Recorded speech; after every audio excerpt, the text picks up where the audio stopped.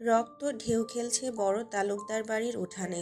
কিছুটা দূরে ডান দিকের বাগানে ছড়িয়ে ছিটিয়ে পড়ে আছে কয়েকটি মৃতদেহ। শুধু দেহ নয়, আশেপাশে পড়ে আছে বিচ্ছিন্ন অঙ্গ প্রত্যঙ্গ। কারো হাত, কারো পা, কারো অর্ধেক গলা, কেউ বা পুরোপুরি উধাও। রক্তের স্রোত বয়ে যাচ্ছে বাগানের শুকনো মাটির উপর দিয়ে। আর সে লাল রক্তে গোসল করে দাঁড়িয়ে আছে এহসান। শুধু সে একা নয়, তার দুই ভাইও পাশে রয়েছে। যদিও তারা এতটা হিংস্র নয়, তবুও বাবার প্রসঙ্গ আসতে কাপুরুষও যে সিংহ হয়ে ওঠে তা আজ প্রমাণিত। ভাবছেন এমন কি ঘটল যে আমি আপনাদের এই ভয়ঙ্কর বর্ণনা দিচ্ছি? কেটে গেছে তিনটা দিন। সেই রাতের শেষ প্রহরে এহসানের ফোনটা বেজে ওঠে। ফোনের অপর প্রান্তে ছিল হাসিব, যার কণ্ঠে উত্তেজনার সঙ্গে ভয়ের ছাপ স্পষ্ট। ভাই, জনসভা থেকে ফিরছিলেন আব্বা। গাড়িতে ছিলেন আমাদের লোকজনও। মাঝপথে ওরা আঘাত করেছে, ভয়ঙ্করভাবে। আব্বা কেমন আছেন? আহত। ওদের আঘাতে আব্বার এক পা ভেঙে গেছে। শুনেই এহসানের রক্ত যেন আগুন হয়ে জ্বলে উঠল। মেহিনুর তখনও গভীর ঘুমে। তাকে না জাগিয়ে ক্ষিপ্ত গতিতে বেরিয়ে পড়ল এহসান। উদ্দেশ্য নিজেদের হাসপাতাল। তবে হাসপাতালে গিয়ে বসে থাকেনি সে। তাদের আব্বার গায়ে হাত দেওয়ার সাহস যারা করেছে, তাদের শাস্তি না দিলে কি সে স্বস্তি পাবে? 3টা দিন। এই 3 দিনে এহসান ও তার দুই ভাই নিজেদের খাওয়া, ঘুম, বিশ্রাম, এমনকি গোসলের কথাও ভুলে গেছে। একটাই লক্ষ্য, শত্রুদের খুঁজে বের করা। শহরের প্রতিটা কোণায় অনুসন্ধান চালিয়ে অবশেষে তারা ধরে এনেছে সব কটাকে। যাদের জন্য তাদের বাবা আহত, যাদের জন্য তাদের বিশ্বস্ত লোকেরা হাসপাতালের শয্যায় কাতরাচ্ছে, তাদের কাউকে ছাড়া হয়নি। একে একে বন্দি করে ভয়ঙ্কর নির্যাতনের পর বের করে আনা হয়েছে তথ্য। এরা কার লোক? আজ সকালেই 3 ভাই তাদের বাবার সামনে দাঁড়িয়ে নৃশংসভাবে হত্যা করেছে 21 জনকে।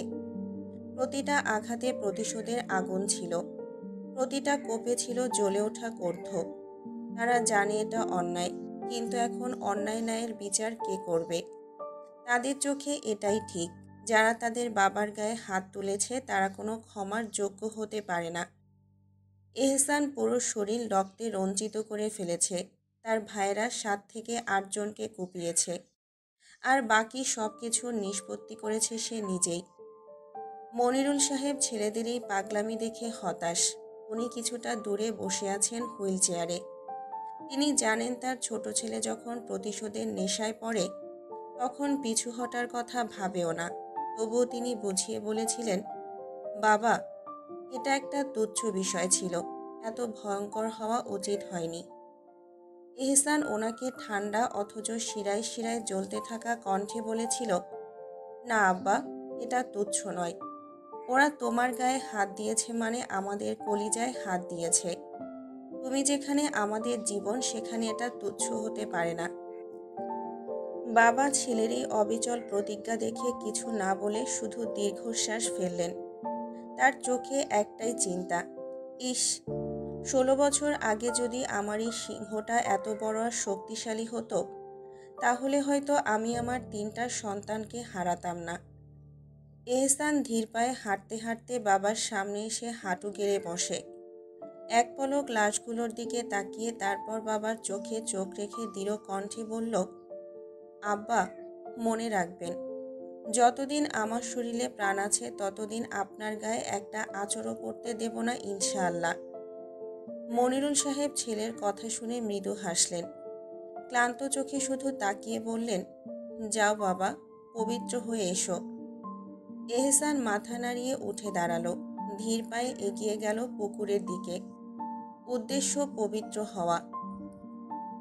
মাগরিবের পর। গত 3 দিন ধরে ছোট তালুকদার বাড়িতে এক অদ্ভুত নিস্তব্ধতা। হতাশার মেঘ আরো ঘন হয়েছে।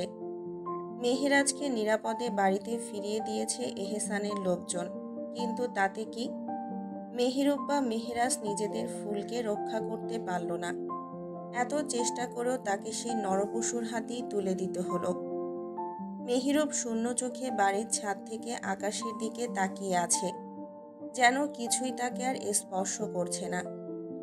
আর নুরি, তৌফিক তালুকদারের মেয়ে, মেহিনুরের সবচেয়ে কাছের, সেও নির্বাক। তবে তার সবচেয়ে বেশি কষ্ট লাগছে মেহেরুবকে দেখে। এত নাজেহাল, এত ক্লান্ত সে, অথচ পাশে দাঁড়ানোর সুযোগ নেই। কিন্তু একটা কথা এখনো বলা হয়নি, মেহেরুব বিবাহিত। 2 বছর আগে যখন নুরির বয়স মাত্র 16, তখনই আল্লাহর ইচ্ছায় মেহেরুবের সঙ্গে তার বিয়ে হয়ে যায়। তবে সেই বিয়ে শুধু নামেই ছিল।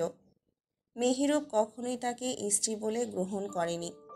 সবসময় একটা কথাই বলেছে, নুরি এখনো ছোট। বিয়ের পর থেকে মেহেরুব তার প্রতি একটা অদ্ভুত দূরত্ব বজায় রেখেছে। কথাবার্তা বলে কম, আচরণ করে আরও অচেনার মতো, যেন নুরিকে সহ্যই করতে পারে না। তাই নুরিও খুব একটা সামনে আসে না, কিন্তু দূর থেকে, আড়াল থেকে ঠিকই তার আপন মাহারামকে দেখে, তার প্রতিটা কথা শোনে। বড় হওয়ার পর থেকেই শুনে এসেছে তার বিয়ে হবে মেহেরুবের সঙ্গেই। তাই তো তার সমস্ত স্বপ্ন, কল্পনা সবই ছিল মেহেরুবকে ঘিরে। সবার কথা মতো আল্লাহর ইচ্ছায় বিয়েও হলো, কিন্তু মেহেরুব তার আপন হলো না। অভিমান জমেছে বুকের গভীরে। এই মানুষটা সারাদিন শুধু কাজ আর ব্যবসা নিয়ে ব্যস্ত থাকে, একটা দিনও তার খোঁজ নেয় না। অথচ এই স্বার্থপর মানুষটাকেই সে ভালোবাসে, ভীষণ রকম ভালোবাসে। তখনই নুরির মা তার কক্ষে এসে তাকে বললেন, নুরি, মেহেরুব ছাদে আছে, 1 কাপ চা দিয়ে আয় তো। নুরি চুপচাপ রান্নাঘরে গেল। অতঃপর যত্নের সহিত চা বানাতে শুরু করলো। গরম চায়ের কাপে ধোঁয়া উঠছে, ঠিক তেমনি তার হৃদয়ের গভীরেও চাপা কষ্টের ধোঁয়া জমেছে। ছাদে ওঠার সিঁড়িতে কান্না ভাঙা এক কোরআন তেলাওয়াতের সুর তার কানে এলো। পা থমকে গেল। এই কণ্ঠস্বর তো খুব চেনা, মেহেরুব। ধীর পায়ে এগিয়ে গিয়ে ছাদের কোণে দাঁড়িয়ে রইল। চায়ের কাপ তার হাতে থাকলেও সে ভুলে গেল। তার চোখ বন্ধ হয়ে গেল আপন মাহারামের তেলাওয়াত শুনতে শুনতে। নিশ্চয়ই ফায়সাল্লার দিন তাদের সবারই শুরুর সময়। নিঃসন্দেহে বিচারের দিন তাদের সকলের জন্য নির্ধারিত সময়, যেদিন কোনো বন্ধু বন্ধুর ব্যবহারে না এবং তারা সাহায্য পাবে না, যেদিন কোনো অভিভাবক তার অভিভাবকের কোনো উপকারে আসবে না এবং তারা সাহায্যও পাবে না। তবে আল্লাহ যার প্রতি দয়া করেন তার কথা ভিন্ন। নিশ্চয় তিনি পরম দয়াময়। যারা আল্লাহর রহমত লাভ করে তারা ব্যতীত, কারণ তিনি পরাক্রমশীল, পরম দয়ালু। নিশ্চয় যাক্কুম বৃক্ষ পাপীর খাদ্য হবে, গলিত তাম্রের মতো পেটে ফুটতে থাকবে, যেমন পানি ফোটে। একে ধরো এবং টেনে নিয়ে যাও জাহান্নামের মধ্যস্থলে। অতঃপর তার মাথার উপর ফুটন্ত পানির আযাব ঢেলে দাও। স্বাদ গ্রহণ করো তুমিও তোর সম্মানিত সম্ভ্রান্ত। এই সম্পর্কে তোমরা সন্দেহে পতিত ছিলে। সূরা আদ-দুখান আয়াত নাম্বার 40 থেকে 50। কিন্তু হঠাৎই তেলাওয়াত বন্ধ হয়ে গেল। মেহেরুব বুঝতে পেরেছে কেউ একজন দাঁড়িয়ে আছে। ধীরগতিতে সে ঘাড় ঘুরিয়ে তাকালো, চোখ সরু করল। নুরি। কিছুক্ষণ তাকিয়ে থেকে নিজেই মনে মনে বলল, এতদিন কোথায় ছিল? নিশ্চয়ই বাড়িতেই, তাহলে চোখে পড়ল না কেন? পরক্ষণেই নিজের মনেই হাসল। তুই কি করবি ওকে দিয়ে? তোর কি কাজ আছে ওর সঙ্গে? নুরি তখনই ধীরে ধীরে সামনে এগিয়ে এসে মেকি হাসি দিয়ে চায়ের কাপ এগিয়ে দিয়ে বলল, এই যে চা, আম্মা পাঠিয়েছে। মেহেরুব হাত বাড়িয়ে চায়ের কাপ নিল। নুরি তখনই পেছন ঘুরে চলে যেতে আসে। ঠিক তখনই মেহেরুব চায়ে এক চুমুক দিয়ে বলল, চা কি চাচি বানিয়েছেন? নুরি পেছন ফিরে বলল, হুম। মেহেরুব ঠোঁট বাঁকিয়ে ছোট করে তাকালো। সত্যি? সামান্য একটা ব্যাপারও মিথ্যা বলছিস? তুই কি মনে করিস আমি বুঝতে পারি না? চা তো তুই বানিয়েছিস। নুরি মনে মনে ভাবল, সবই বুঝলেন, শুধু আমার ভালোবাসাটাই বুঝলেন না। তারপর মেকি হাসি দিয়ে বলল, আমি আর আম্মা দুজনেই বানিয়েছি আর কি। মেহেরুব এবারও প্রশ্ন করল, এতদিন কোথায় ছিলি? নুরি পা বাড়িয়ে বলল, বাড়িতেই। মেহেরুপ এবার সরাসরি বলল, এত তাড়া কিসের? যাওয়ার জন্য এভাবে ছটফট করছিস কেন? নুরি নির্লিপ্ত কণ্ঠে বলল, না, এখানে থেকে আর কি করব? মেহেরুপ এবার ছাদের পাশে রাখা সোফায় বসে গেল। কিছুক্ষণ চুপ থেকে বলল, আগে যেমন আমার চুল টেনে দিতি, এমন চুলগুলো টেনে দিবি?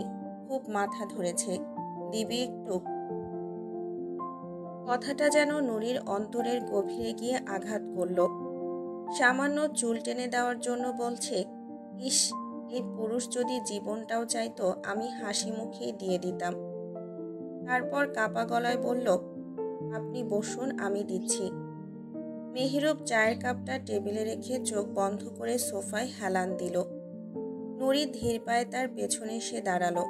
নরম আঙুলগুলো আলতো করে চুলে বুলিয়ে দিল। মাথায় হাত রাখতেই মেহেরুপ চোখ বন্ধ করে ফেলল। নুরি ধীরে ধীরে চুলগুলো টানতে থাকলো, যত্নে ভালোবাসায়। আকাশের নিচে শীতল বাতাসে দাঁড়িয়ে সে একটা কথাই মনে মনে বলল, ইস, মেহেরুপ ভাই যদি আমাকে নিজের স্ত্রী হিসেবে মেনে নিতেন। হয়তো আপনার মনে অন্য কেউ আছে, তাই আমি আপনার হয়েও হতে পারলাম না। এশার পর চারদিকে বাতাস বইছে হু হু করে, মনে হচ্ছে বৃষ্টি নামবে কিছু মুহূর্তের মধ্যেই। মেহিনুর এশার নামাজ পড়ে বসে আছে পুকুর ঘাটে। এক মনে পুকুরের পানির দিকে তাকিয়ে। স্বচ্ছ জলের উপরে খোলা আকাশের চাঁদ স্পষ্ট প্রতিফলিত হচ্ছে। রাতের অন্ধকার আর তাকে ভয় দেখায় না। এই 3 দিনে ভয়টা কেটে গেছে, যদিও প্রথম দিন খুব ভয় লেগেছিল, কিন্তু এখন আর তা নেই। পুকুরটি ছোট হলেও মেহিনুরের বেশ পছন্দ হয়ে উঠেছে। স্বচ্ছ পানি, চারপাশে ছড়িয়ে থাকা লাল নীল পাথর, সব মিলিয়ে জায়গাটা তাকে টানে। শান্ত, নির্জন, একটু অভিমানী রংমাখা, যেন এই পুকুরটিও তার মতোই কোনো গল্প বয়ে বেড়ায়।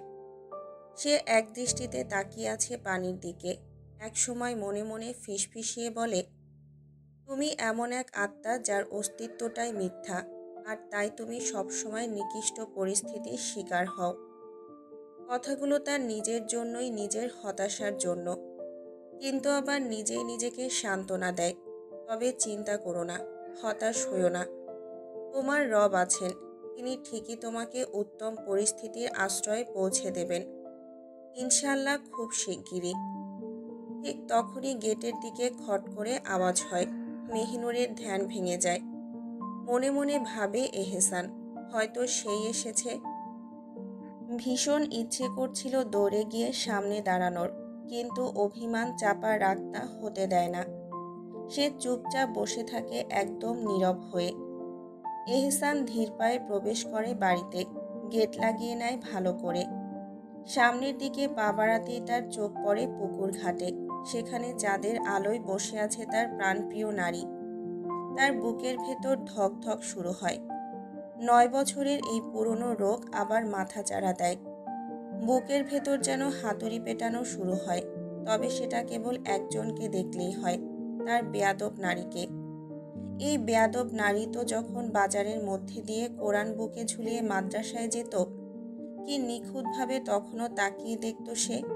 সেই একই মেহিনুর আজও একইভাবে বসে আছে, কিন্তু দূরত্বটা যেন কমেছে। সেই সময় ছিল হারাম, আর এখন হালাল। এহসান কিছুক্ষণ দাঁড়িয়ে থাকে, ঠিক কি বলবে ভেবে পায় না। মেহিনুর কি এবার তার দিকে তাকাবে, নাকি চুপচাপ তাকিয়ে থাকবে সেই পুকুরের জলে প্রতিফলিত চাঁদের দিকে? এহসান ধীর পায়ে এসে মেহিনুরের পাশে বসে। মেহিনুর কিছু না বলেই চুপচাপ উঠে যেতে চায়। চারদিকে বাতাস বইতে থাকে, যেন ঝড় আসবে। এহসান মেহিনুরকে উঠে যেতে দেখে কিছুক্ষণ চুপচাপ বসে থেকে বলে, কথা বলবে না? মেহিনুর কিছুই বলে না। আগের মতোই পা বাড়িয়ে ঘরের দিকে চলে যেতে চায়। এহসান দাঁড়িয়ে যায়। তারপর মেহিনুরের হাতটা জাপটে ধরে। পেছন থেকে মেহিনুর তার হাতে টান অনুভব করে এবং অগ্নিচূর্ণ চোখে তাকায় এহসানের দিকে। এহসান শান্ত চোখে তাকায় মেহিনুরের দিকে। মেহিনুর নিজের হাত ঝাড়ি মেরে ছাড়িয়ে নিতে নিতে বলে, ছাড়ুন আমায়। সাহস হয় কি করে এভাবে আমায় ধরার? এহসানের চোখে মৃদু উত্তেজনা স্পষ্ট হয়ে ওঠে। তিনি মেহিনুরের সামনে এসে দাঁড়ান এবং জিজ্ঞেস করেন, রাগ হচ্ছে এখানে রেখে গেছি বলে? মেহিনুর চিৎকার করে বলে, হ্যাঁ হচ্ছে, রাগ নয়, কষ্ট হচ্ছে। নিয়ে যান না এখান থেকে আমায়। তখনই আকাশ গর্জে ওঠে, মনে হয় বেশ জোরেই বৃষ্টি আসবে। কিন্তু মেহিনুর স্থির হয়ে দাঁড়িয়ে থাকে। এহসান মেহিনুরের দিকে তাকিয়ে বলে, কথা সব বলবো, আগে ঘরে চল। কিন্তু মেহিনুর এক পাও নড়ে না, গা ঝাড়া দিয়ে দাঁড়িয়ে থাকে। ঝড়ের মতো বৃষ্টি নেমেছে, চারপাশ ঝাপসা করে দিচ্ছে বৃষ্টির তোড়। অথচ মেহিনুর যেন কিছুই দেখছে না, কিছুই শুনছে না। সে আগের মতোই দাঁড়িয়ে আছে এহসানের সমস্ত অনুরোধ উপেক্ষা করে। এহসান এক ধাক্কায় ওর হাত ধরে টেনে নিয়ে বলল, ঘরে চল, বৃষ্টি এসেছে, পরে জ্বর আসবে। মেহিনুর সঙ্গে সঙ্গে ওর হাত ঝটকা মেরে ছাড়িয়ে নিয়ে ফুঁসে উঠে বলল, ছোবেন না আপনি আমায়, জ্বর আসলে আসুক। এহসান নিজের কপালে হাত রাখল। মেয়েটাকে সে যতই বোঝাতে চায় ততই যেন আরো জেদ চেপে বসে ওর মধ্যে। আচ্ছা, কি হয়েছে তোর? এমন করছিস কেন? দেখ জান, এমনটা করিস না, ঘরে চল, এভাবে ভিজলে সত্যি জ্বর আসবে। কিন্তু মেহিনুর এবার চিৎকার করে উঠে বলল, আমায় বাড়ি নিয়ে যান, যতক্ষণ না নিয়ে যাবেন আমি এখানেই ভিজব। এহসান এবার চোখ ফিরিয়ে নিল। ফিরিয়ে নেবে না কেন? বৃষ্টিতে মেহিনুরের সাদা কামিজ ভিজে ওর শরীরের সঙ্গে লেগে গেছে, স্পষ্ট করে তুলেছে ওর ধবধবে ফর্সা গঠন। এহসান তাড়াতাড়ি নিজের গা থেকে চাদরটা খুলে নিয়ে মেহিনুরের দিকে এগিয়ে যায়। ওর গায়ে তা জড়িয়ে দেয় আর বলে, ঘরে চল, এভাবে ভিজিস না। মেহিনুর রাগে ওর থেকে সরে আসে, গায়ের চাদরও ফেলে দিয়ে বলে, আপনার চাদরের আড়ালে থাকবো না আমি, বাড়ি নিয়ে যান আমায়। এহসান ওর পানে শান্ত দৃষ্টিতে তাকিয়ে বলে, তোর সারা শরীর স্পষ্ট দেখতে পাচ্ছি আমি, তাই চাদরটা গায়ে জড়িয়ে নে। মেহিনুর রাগের তাড়নায় বলে, দেখলে দেখুন, আমি বাড়ি যাব, আমি শুধু এটাই জানি, থাকবো না এখানে আমি।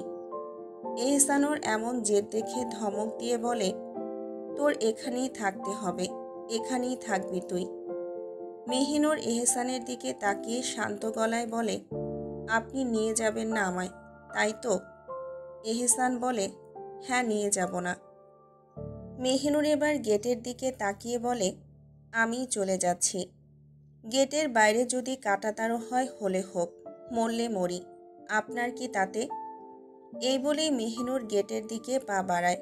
এহসানোর এমন পাগলামি দেখে হতবম্ব হয়। তবুও মেহিনুরকে বলে, এভাবে গেলে হারাম পুরুষ তোকে দেখে নেবে মেহিনুর। মেহিনুর থেমে গিয়ে পেছনে তাকিয়ে বলে, দেখলে দেখুক, তাতে আপনার কি? এহসান ওর দিকে এগিয়ে গিয়ে বলে, আমার নারীকে আমি এখনো ভালো করে দেখলাম না, আর অন্য পুরুষ দেখে নেবে? মেহিনুর রেগে চিৎকার করে বলে, চুপ থাকুন অসভ্য পুরুষ, নয়তো গাল ফাটিয়ে দেব। মেহিনুর রেগে লাল হয়ে গেছে, আর সে রেগে গেলে কি থেকে কি বলে সে নিজেই বুঝে উঠতে পারে না। ঠান্ডা মেজাজি মানুষ রাগ করে না, আর যখন করে তখন যা মনে আসে তাই করে। এটাই মেহিনুরের ক্ষেত্রে হয়েছে। এহসান ভ্রুকুচকে একদম মেহিনুরের সামনে চলে আসে আর বলে, বেশি বেয়াদবি করিস না বেয়াদব নারী। মেহিনুর দাঁত চেপে বলে, আমাকে নিয়ে যাবেন না তো? এহসান এবার ধমক দিয়ে বলে, না, যাব না, এখানেই তুই থাকবি। মেহিনুর এবার রেগে এহসানের কাছে এসে ওর হাত ধরে নেয়। এহসান তো অবাক হয়ে যায়, কি হয়েছে, জিন টিন ভর করলো নাকি ওর উপর, এমন আচরণ করছে যে? মেহিনুর ওর হাতের পাঞ্জাবি শক্ত করে ধরে টেনে নিয়ে যেতে থাকে। এহসান ইচ্ছে করেই ওর সাথে যায়। মেহিনুর এহসানকে নিয়ে যেতে যেতে বলে, যান তাহলে, আপনি চলে যান, আর আসবেন না এখানে, সারা জীবনের জন্য চলে যান। মেহিনুর এহসানকে গেটের সামনে নিয়ে এসে এক হাতে ওর বাহু আঁকড়ে ধরে, অন্য হাতে গেট খুলতে থাকে। এহসান মেহিনুরের এমন পাগলামি দেখে হো হো করে হেসে উঠে বলে, গেট খুলবে না, বাইরে থেকে লাগানো। মেহিনুর এহসানের দিকে অগ্নিদৃষ্টিতে তাকায়। এই 3 দিনের রাগ অভিমান যেন ঝলসে উঠছে ওর চোখে। মেহিনুর এহসানের বাহুর পাঞ্জাবির অংশ টেনে বলে, আপনি বেরিয়ে যান, শুধু আমিই থাকবো। বেরিয়ে যান বলছি, আর জীবনেও এখানে আসবেন না। যান। কেন এলেন? যান, বেরিয়ে যান। এহসান ঠিকই বুঝতে পারছে মেহিনুরের চোখে সেই অভিমান স্পষ্ট। তার বেগম সাহেবা তার উপর ভয়ঙ্কর রেগে আছে। গত 3 দিন সে আসেনি, তাই হয়তো এমনটা করছে। এহসান মৃদু হেসে এবার মেহিনুরের হাত নিজের থেকে সরিয়ে ওকে আপন বক্ষস্থলে আগলে ধরে নেয়, আর মেহিনুরের মাথায় হাত বুলিয়ে দিতে দিতে বলে, আচ্ছা চলে যাব, শান্ত হও।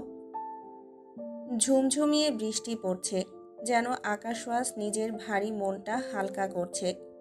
সে খোলা আকাশের নিচে দাঁড়িয়ে আছে মেহিনুর, নিঃশব্দে নিশ্চুপে। তার মাথাটা ঠাঁই পেয়েছে এহসানের বুকের ঠিক মাঝখানে। বুকের ধুকপুকানিতে সে যেন এক আশ্রয় খুঁজে পেয়েছে, অথচ এই আশ্রয়ের মালিকই একদিন তাকে একা ফেলে চলে গিয়েছিল। শ্বাস নিতে কষ্ট হচ্ছে ওর, বুকের ভেতর চাপা অভিমান জট পাকিয়ে বসে আছে। নিজের রাগকে সামনে নিতে চেষ্টা করেও পারছে না। কেন এমন করলো এহসান? কেন তাকে এইভাবে রেখে চলে গেল, অথচ বলে সে ভালোবাসে? এটাই যদি ভালোবাসার নমুনা হয়, তাহলে সে এমন ভালোবাসা চায় না। কিন্তু মেহিনুর রাগটা কার উপর করছে? এহসানের উপর নাকি নিজের উপর? এহসান তো আমার কেউ না, তাহলে কেন আমি এত রেগে আছি? কেন ওর চলে যাওয়ায় আমার এত অভিমান হলো? আগে তো কখনো এমনটা লাগেনি। নাকি সে নিজের অজান্তেই এহসানের উপর অধিকার দেখাচ্ছে? না, এটা হতে পারে না। সে তো এহসানকে নিজের কিছুই ভাবে না। এই লোক নিষ্ঠুর, নির্মম। এই লোক মানুষ খুন করে। এমন পাষণ্ডকে কেউ ভালোবাসতে পারে? তবুও কেন যেন সে কিছুতেই নিজেকে সরিয়ে নিতে পারছে না। সে সব ভাবতে ভাবতে অজান্তে এহসানের বুকের সাথে আরও একটু জড়িয়ে গেল। তার নাক মুখ ঘষতে লাগলো ওর বুকের উপর, যেন এই বুকই তার একমাত্র আশ্রয়। এহসান এসেছিল একটু শান্তি খুঁজতে। তার নিজের নারীকে এক ঝলক দেখে কিছুটা হলেও মন শান্ত করার জন্যই এসেছিল সে। আর সেটাই হয়েছে। মেহিনুর আজ আর তাকে ঘৃণা করছে না। চিৎকার করে বলছে না আমি আপনাকে ঘৃণা করি, বরং উল্টো রাগ দেখাচ্ছে, অভিমান করছে। এটাই তো সে চায়। তার নারী তার সাথেই রাগ করুক, জেদ করুক, অভিমান প্রকাশ করুক। এটাই তো ভালোবাসা। এহসান এক অদ্ভুত প্রশান্তি অনুভব করছে। বিষাদময় মনটা যেন এখন হালকা হয়ে গেছে। এহসান আলতো করে মেহিনুরের মাথা নিজের বুক থেকে তোলে। তখন তার চোখ যায় মেহিনুরের মুখশ্রীর দিকে। বৃষ্টির পানিতে ভিজে মুক্তোর মতো জলজল করছে তার ত্বক। তার ঠোঁটের নিচের ছোট্ট লাল তিলটা এখন আরও স্পষ্ট। এহসান আর নিজেকে সামলাতে পারল না। সে আস্তে করে মুখ এগিয়ে নিল। তারপর নিজের ঠোঁট ডুবিয়ে দিল মেহিনুরের সেই ছোট্ট লাল তিলে। মেহিনুর কেঁপে ওঠে। তারপরই এহসান নিজেকে সামলে নিয়ে দ্রুত সরে আসে মেহিনুরের থেকে। অতঃপর মুচকি হেসে গালে আলতো করে হাত রেখে বলল, রাগ করো, আরও বেশি করে করো। অভিমান করো, আরও করে করো। আমি এহসান আছি তো তোমার রাগ ভাঙানোর জন্য। তাই রাগ অভিমান আমার সাথেই করো। মেহিনুর নির্বাক হয়ে এহসানের দিকে তাকিয়ে রইল।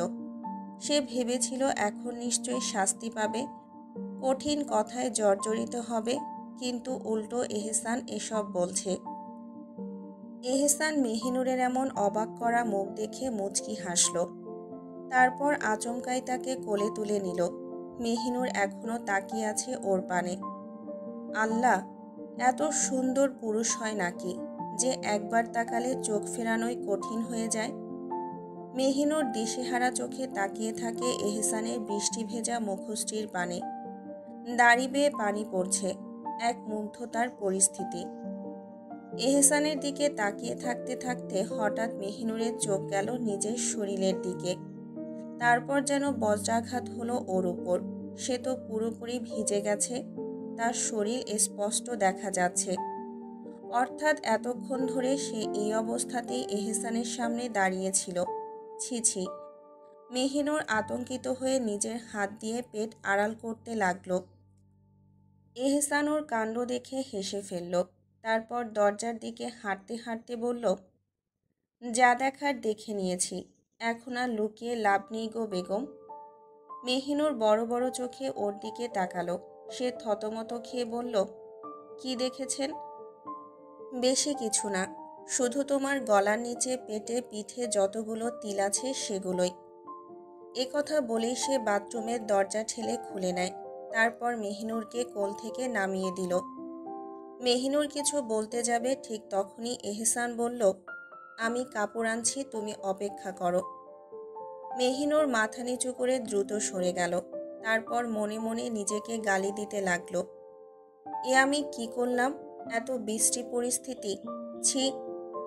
এহসান বাইরে এসে আলমারি খুলে একটা সবুজ রঙের 3 পিস বের করলো। তারপর সেটা নিয়ে বাথরুমের দরজার সামনে এসে বলল, নাও, এটা পরো। মেহিনুর ধীরে ধীরে হাত বাড়িয়ে কাপড়টা নিল। এহসান কক্ষে ফিরে এসে দ্রুত নিজের ভেজা কাপড় বদলে ফেলে একখানা লুঙ্গি পরে নেয়। তারপর আয়নার সামনে দাঁড়িয়ে নিজের প্রতিচ্ছবির দিকে তাকালো। তার ঠোঁটে এখনো মেহিনুরের সেই লাল তিলের স্বাদ লেগে আছে, আর সেটা মুছতেও চাইছে না। এহসান বিছানায় পা ঝুলিয়ে বসে আছে, চোখে অধীর অপেক্ষার ছাপ। মেহিনুরকে দেখার তৃষ্ণা দিন দিন বেড়েই চলেছে। 3 দিন ধরে সে ওর মুখ দেখেনি। 3 দিন ধরে এই বুকের মধ্যে জমে থাকা অস্থিরতা এক মুহূর্তের জন্যও কমেনি। আর কতক্ষণ অপেক্ষা করবে? ধৈর্য তো তারও আছে। মন চাচ্ছে এক দৌড়ে গিয়ে বাথরুমের দরজাটা ধাক্কা দিয়ে খুলে ফেলুক। তারপর মেহিনুরকে কোলের উপর বসিয়ে রেখে ওর আখির পানে চেয়ে থাকুক। তারপর পরে খট করে দরজাটা খুলে যায়। অপেক্ষার প্রহরও শেষ হয়। মেহিনুর বেরিয়ে আসে ধীর পায়ে। এক হাতে ভেজা চুলের ডগা আঁচড়ে নিচ্ছে, অন্য হাত দিয়ে ওড়নাটা বুকের কাছে টেনে রেখেছে। সবুজ রঙের 3 পিসটায় যেন আরো মোহময়ী লাগছে তাকে। মুখের উপর ছড়িয়ে থাকা জলবিন্দুগুলো মুক্তার মতো চিকচিক করছে। মনে হচ্ছে এগুলো পানি নয়, উজ্জ্বল কোনো জ্যোতির ফুলকি। এহসান থমকে তাকিয়ে থাকে। এই অনুভূতিটা নতুন কিছু নয়, তবুও যেন নতুনের মতোই মনে হয়। বারবার দেখতে ইচ্ছে করে, প্রাণ ভরে দেখতে ইচ্ছে করে। তার মেহিনুরকে দেখে কখনো কি মন ভরবে? এই মেয়েটা যেন এক মাদকতা, এক মোহ। এহসান ওর দিকে এগিয়ে যেতেই মৃদু হেসে সে বলে, কিরে কবুতরের বাচ্চা, যেখানে যাস সেখানেই ঘুমিয়ে যাস নাকি? এত সময় নিলি যে? মেহিনুর কিছুই বলে না, এমনকি তাকিয়েও দেখে না। ইচ্ছে করেই না। এহসানের প্রতি রাগে, অভিমানে, ক্ষোভে ওর বুকের মধ্যে যেন আগুন জ্বলছে। একটা মানুষ এতটা নির্দয় কিভাবে হয়? তাকে ফেলে রেখে গেল একা, অথচ বলে ভালোবাসে। এটা যদি ভালোবাসার নমুনা হয়, তবে ঘৃণার নমুনা কেমন? আর এরই মধ্যে এহসানের পরনে নেই কোনো গেঞ্জি, খালি গা। লজ্জা লাগছে মেহিনুরের। মেহিনুর কিছু না বলে চুল মুছতে মুছতে পাশ কাটিয়ে চলে যেতে নেয়। এহসান কি তা হতে দেবে? এক ঝটকা ওকে নিজের কাছে টেনে নেয়, কোমরের চারপাশে শক্ত করে হাত বাঁধে। মেহিনুর অবাক চোখে ওর দিকে তাকিয়ে থাকে। এত রাগ, এত অভিমান, কবুতরের বাচ্চা তোর আমার উপর? মেহিনুর আরও অস্বস্তিতে পড়ে যায়। এই লোকটার গায়ের ঘ্রাণটা কেমন জানি, ভয়ঙ্কর অথচ মোহনীয়। ওর নাকে উষ্ণ শ্বাস লাগছে, বুকের সাথে বুক লেগে আছে, শরীরটা কাঁপতে থাকে। নিজেকে সামলাতে 2 হাত মুঠো করে দাঁত চেপে বলে, এখনো যাননি কেন? যান, আপনার নতুন বউয়ের কাছে যান। এখানে এসেছেন কেন? এটা আমার বাড়ি, এখানে শুধু আমি থাকব। এই মুহূর্তেই বেরিয়ে যান। এহসান একটু বিচলিত হয় না, বরং ঠোঁটের কোণে এক রহস্যময় হাসি ফুটিয়ে বলে, নতুন বউ কোথায় পেলি? সে আরও কাছে টেনে নেয় মেহিনুরকে, এতটাই কাছে যে ওর গায়ের কাঁপুনি স্পষ্ট বোঝা যায়। মেহিনুর ধৈর্য হারিয়ে ফেলে, দাঁত চেপে বলে, কেন? যাকে জোর করে বিয়ে করেছেন তার সাথেই তো থাকার জন্য আমায় এখানে বন্দি করেছেন। এহসান ওর কপালে আলতো করে ঠোঁট ছোঁয়ায়, গম্ভীর গলায় বলে, প্রয়োজনে আমার মৃত্যু হোক, তবুও তুমি ছাড়া আমার সাথে অন্য নারীর নাম না জুড়ুক। মেহিনুর কেঁপে ওঠে, শরীর থমকে যায়, চোখে ধোঁয়াশা জমে। সত্যি বলছে এহসান, নাকি ওকে বিভ্রান্ত করছে? মেহিনুর শীতল দৃষ্টিতে তাকিয়ে থাকে এহসানের পানে। এহসান ওর নরম মুখখানি দুই হাতের মাঝে নিয়ে চেয়ে থাকে মেহিনুরের নিষ্পাপ আখির পানে কিছু মুহূর্ত। তারপর ঘায়েল গলায় বলে, এভাবে তাকিও না তুমি আমার পানে, আমি যে চিরতরে ঘায়েল হয়ে যাব তোমারই আখিতে। মেহিনুর স্থির দৃষ্টিতে তাকিয়ে বলে, ভালোবাসেন আমায়? এহসানের চোখে নেশা খেলে যায়, গভীরভাবে চেয়ে থেকে ধীর কণ্ঠে বলে, হ্যাঁ বাসি, ভীষণ ভালোবাসি। মেহিনুর দীর্ঘ নিঃশ্বাস নেয়, একটুখানি থেমে বলে, তাহলে বাড়ি নিয়ে যান আমায়। এহসান মৃদু হেসে ওর কানের কাছে ফিসফিস করে বলে, তুমি এখানেই থাকবে, এটাই আমার সিদ্ধান্ত। মেহিনুর রাগে ফেটে পড়ে, এহসানের কোমর থেকে হাত সরিয়ে দিতে দিতে বলে, ছাড়ুন আমায়, ঘৃণা করি আপনাকে, আপনি আমায় শান্তিতে থাকতে দিচ্ছেন না, মরতেও দিচ্ছেন না। এহসান একদমই পাত্তা দেয় না, বরং আরও শক্ত করে ওকে আঁকড়ে ধরে। ছাড়ার জন্য যদি ধরতাম তাহলে কি এভাবে আঁকড়ে নিতাম? আর শান্তির কথা বলছো? দুনিয়ায় যদি শান্তি পেতে চাও তবে আমার বুকেই পাবে, আর কোথাও না। মেহিনুর কাঁদো কাঁদো গলায় বলে, ছাড়ুন আমায়, আপনি আমায় বাড়ি নিয়ে যাবেন না, তাহলে কেন জড়িয়ে ধরেছেন? এহসান মুচকি হেসে বলে, আর যদি একবার ছাড়ুন বলিস তো এমন ধরা ধরবো যে, থাক, আর বললাম না। মেহিনুর হাল ছেড়ে দেয়, চুপসে যায়। কিছুক্ষণ পর এহসান ওকে আলতো করে ছেড়ে দিয়ে ওর গালে হাত রেখে বলে, যা, খাবার তৈরি কর, সারাদিনের মধ্যেও ভাত খাইনি। মেহিনুরের বুকটা মোচড় দিয়ে ওঠে, সারাদিন ভাত খাইনি? কেন জানি খুব খারাপ লাগতে থাকে। এই কথা শুনে আর কিছু না বলে চুপচাপ নিজেকে ছাড়িয়ে রান্নাঘরের দিকে পা বাড়ায়। মেহিনুরের পেছন পেছন এহসানও রান্নাঘরে প্রবেশ করে। মেহিনুর রান্নাঘরে থাকা ফ্রিজ থেকে একটা মাছ আর গরুর মাংস বের করে বেসিনে ভিজিয়ে রাখে। এখানে এসব সবই রাখা ছিল। পেছনে ঘুরে এহসানকে দেখে ভ্রু কুঁচকে বলে, আপনি এখানে কি করছেন? এহসান ওর দিকে তাকিয়ে বলে, তো আমার আসা নিষেধ নাকি? মেহিনুর পেঁয়াজ কাটতে কাটতে বলে, হ্যাঁ নিষেধ, এখান থেকে যান। এহসান ওর কথার কোনো উত্তর না দিয়ে চুলার উপরে রাখা তরকারির পাত্রের ঢাকনা সরাতে সরাতে বলে, কি রান্না করেছিলি? মেহিনুর টমেটো কাটতে কাটতে বলে, কিছুই না। এহসান চমকে বলে, মানে তুই খাবার কি দিয়ে খাচ্ছিস? মেহিনুর দীর্ঘশ্বাস ফেলে এহসানের পানে তাকিয়ে এক পলক ফের নিজের কাজে মনোযোগ দেয়। তারপর বলে, আলু ভর্তার ভাত দিয়ে। এহসান বেশ রেগে যায় এতে, সব কিছুই আছে, তাহলে শুধু এটা দিয়ে কেন খাবে? আর কড়া গলায় বলে, এরপর যদি দেখি এমন তো মায়ের একটাও মাটিতে পড়বে না, বেয়াদব নারী। মেহিনুর কিছুই বলে না, চুপচাপ রান্না করতে থাকে। এহসান একটু এগিয়ে গিয়ে মেহিনুরের সামনে দাঁড়ায়। মেহিনুর এহসানকে নিজের এতটা কাছে আবার খালি গায়ে দেখে বেশ অস্বস্তিতে পড়ে যায়। তাও নিজেকে সামলিয়ে এহসানের দিকে তাকিয়ে বলে, কি সমস্যা? এভাবে এখানে দাঁড়িয়ে আছেন কেন? সরুন বলছি। এহসান রান্নাঘরের তাকের সাথে হেলান দিয়ে বলে, কেন, কি সমস্যা আমি থাকলে? মেহিনুর দাঁত চেপে বলে, লজ্জা করে না? এভাবে গায়ে গেঞ্জি ছাড়া এসে আমার মুখের সামনে দাঁড়িয়ে আছেন। এহসান ঠোঁট কেটে হেসে বলে, না রে, লজ্জা করে না। শুধু গায়ে গেঞ্জি কেন, লুঙ্গিও যদি না থাকে তাও লজ্জা করবে না। মেহিনুরের কান গরম হয়ে ওঠে এহসানের এমন কথা শুনে। ছি ছি, কতটা নির্লজ্জ কথা। মেহিনুর আর এহসানকে কিছুই বলে না, নিজে নিজে ফিসফিস করে বলতে থাকে, আস্তাক ফিরুল্লাহ মাবুদ, মাফ করো তুমি, ছি ছি। এহসান মেহিনুরের এমন কথায় মৃদু হেসে বলে, বউ হস তুই আমার। তোর সামনে এসব কথা বললে গুনাহ হবে না, বরং সওয়াব হবে। মেহিনুর মাছ তেলে ভাজতে ভাজতে বলে, ছি ছি, এত নির্লজ্জ আমি আমার বাপের বংশেও দেখিনি, ছি ছি। এহসান মেহিনুরের এমন কথা শুনে বলে, তুই যতটা নির্লজ্জ আমায় বলছিস ততটা নির্লজ্জ কিন্তু আমি নই।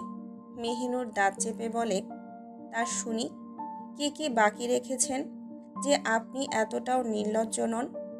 এহসান ভ্রু নাচিয়ে বলে, তোকে বাচ্চার মা বানানোর বাকি রেখেছি, আর এটাই সব থেকে লজ্জার আমার জন্য, যে বিয়ের মাস হতে চলল আর বাপ হওয়ার পদ্ধতি গ্রহণ করিনি। মেহিনুর এবার বেশ চটে গিয়ে বলল, আর একটা কথা বললে না খেয়ে থাকবেন, রান্না করব না আমি। এহসান মৃদু হেসে বলল, সমস্যা নেই, খাবারের বদলে তোকে খেয়ে নেব, চলবে আমার। মেহিনুর এহসানের এতটা খারাপ কথা শুনে আর একটা বাক্য ব্যয় না করে চুপচাপ রান্না করতে লাগলো। এহসানও আর কিছু বলে না, চুপচাপ বসে থাকে। মেহিনুর মাছ ভাজা আর গরুর মাংস রান্না করছে, কারণ সে জানে এহসানের গরুর মাংসটা বেশ প্রিয়। এনিসা বেগমই বলেছিলেন। মেহিনুর নিজের মতো রান্না করছে আর এহসান নিজের চোখে তৃষ্ণা মেটাতে ব্যস্ত। সে আপন নারীর পানে তাকিয়ে আছে। সে মেহিনুরকে মন ভরে প্রাণ ভরে খুঁটিয়ে খুঁটিয়ে দেখছে। মেহিনুরের থুতুনির নিচের তিলটা বেশ নজর কাড়ছে এহসানের। এহসান হঠাৎ মেহিনুরকে বলে, এদিকে আয় না রে। এহসানের হঠাৎ এমন ডাকে মেহিনুর ভরকে গিয়ে ওর পানে তাকিয়ে বলে, কেন? এহসান ঠোঁট কেটে হেসে ফেলে, একটা চুমু দেই তোর থুতুনিতে। মেহিনুর এহসানের এমন কথা শুনে নিজের হাতে থাকা খুন্তির দিকে তাকিয়ে বলে, গরম খুন্তি লাগিয়ে দেব ঠোঁটে, যদি আর একটা অসভ্য কথা বের হয় আপনার জবান দিয়ে। মেহিনুরের কথা শুনে এহসান আফসোস করে বলে, আস্তাগফিরুল্লাহ। মেহিনুর স্তব্ধ হয়ে দাঁড়িয়ে আছে হাসপাতালে, কারো একজনের লাশের সামনে। মেহিনুর কথা বলছে না, শুধুই এক ধ্যানে তাকিয়ে আছে লাশের মুখশ্রীর দিকে। আহা, কি স্নিগ্ধ তাহার মুখখানা, মমতায় ছেয়ে যাওয়া সেই সুন্দর চেহারা। মেহিনুর আজ কাঁদছে না, কাঁদবে কিভাবে? কাঁদার জন্য যে এক কষ্টের অনুভূতি অনুভব করতে হয়, বর্তমান পরিস্থিতিতে সে সেই অনুভূতিটাই অনুভব করতে পারছে না। কেমন যেন লাগছে, একদম পাথরের মতো লাগছে নিজেকে। এত ঝড়ঝাপটা সামলাতে সামলাতে ক্লান্ত হয়ে গেছে মেহিনুরের ছোট্ট অন্তরটা, আর যে সইতে পারে না। মেহিনুর স্পষ্ট দেখতে পাচ্ছে হাসপাতালের সাদা বিছানায় সুন্দরভাবে শান্তি নিয়ে শুয়ে আছেন একজন মহিলা। উনি আর কেউ নন, উনি তার সবচেয়ে আপনজন, তার মা। যে মা তাকে জন্ম দিয়েছেন, যার শরীরের অংশ সে, অথচ আজ সেই মাই মৃত পড়ে আছে। মেহিনুর মন ভরে দেখছে তার মাকে। ছোটবেলায় সে শুনেছে মা গড়া মেয়েরা ভাগ্যবতী। তাহলে তার ভাগ্য তাকে এমন নির্মম পরিস্থিতিতে ফেলল কেন? জীবনে কখনো জন্মদাত্রী জননীর মুখ দেখেনি, শোনেনি তার কথা। আর এখন যখন দেখার, জানার, বোঝার সুযোগ হলো, তখন সেই মাই নেই। আচ্ছা, কি এমন হতো যদি সে একবার হলেও মাকে জীবিত অবস্থায় দেখতে পেত? কিন্তু না, তার রব নিশ্চয়ই চাননি, তাই সে দেখার সুযোগও পায়নি। মেহিনুর নিজের মায়ের মৃতদেহের পানে তাকিয়ে এক নাগাড়ে এসব ভাবতেই থাকে। মাঝখানে কেটে গেছে বেশ কয়েকদিন। এই দিনগুলো সে এহসানের বুকে বন্দিনী হয়েই কাটিয়েছে। তিক্ত হয়ে গেছে তার অন্তরটা। এহসানের প্রতি ঘৃণা, অভিযোগ, অভিমান সব যেন দলা পাকিয়ে উঠেছে। সে আর বলেনি এহসানকে বাড়ি নিয়ে যাওয়ার কথা, কারণ সে ভালো করেই জানে এহসান যা বলে তাই করে। তাই কাঠের পুতুলের মতো বন্দী হয়ে থেকেছে সে। কিন্তু আজ সকালে এহসান তাকে নিয়ে হাসপাতালে আসে, আর এসেই দৃশ্য দেখতে পায়। বুকটা আজ কাঁপছে না, কারণ আজ বুকের ভেতর কোনো অনুভূতি নেই, সবই নিঃশেষ। আজ আর হাত পা কাঁপছে না, কারণ আজ কলিজা পর্যন্ত অবশ হয়ে গেছে। তার সামনে বসে তার বড় ভাইজান অঝরে কাঁদছে, আর মৃত মায়ের লাশে চুমু খাচ্ছে।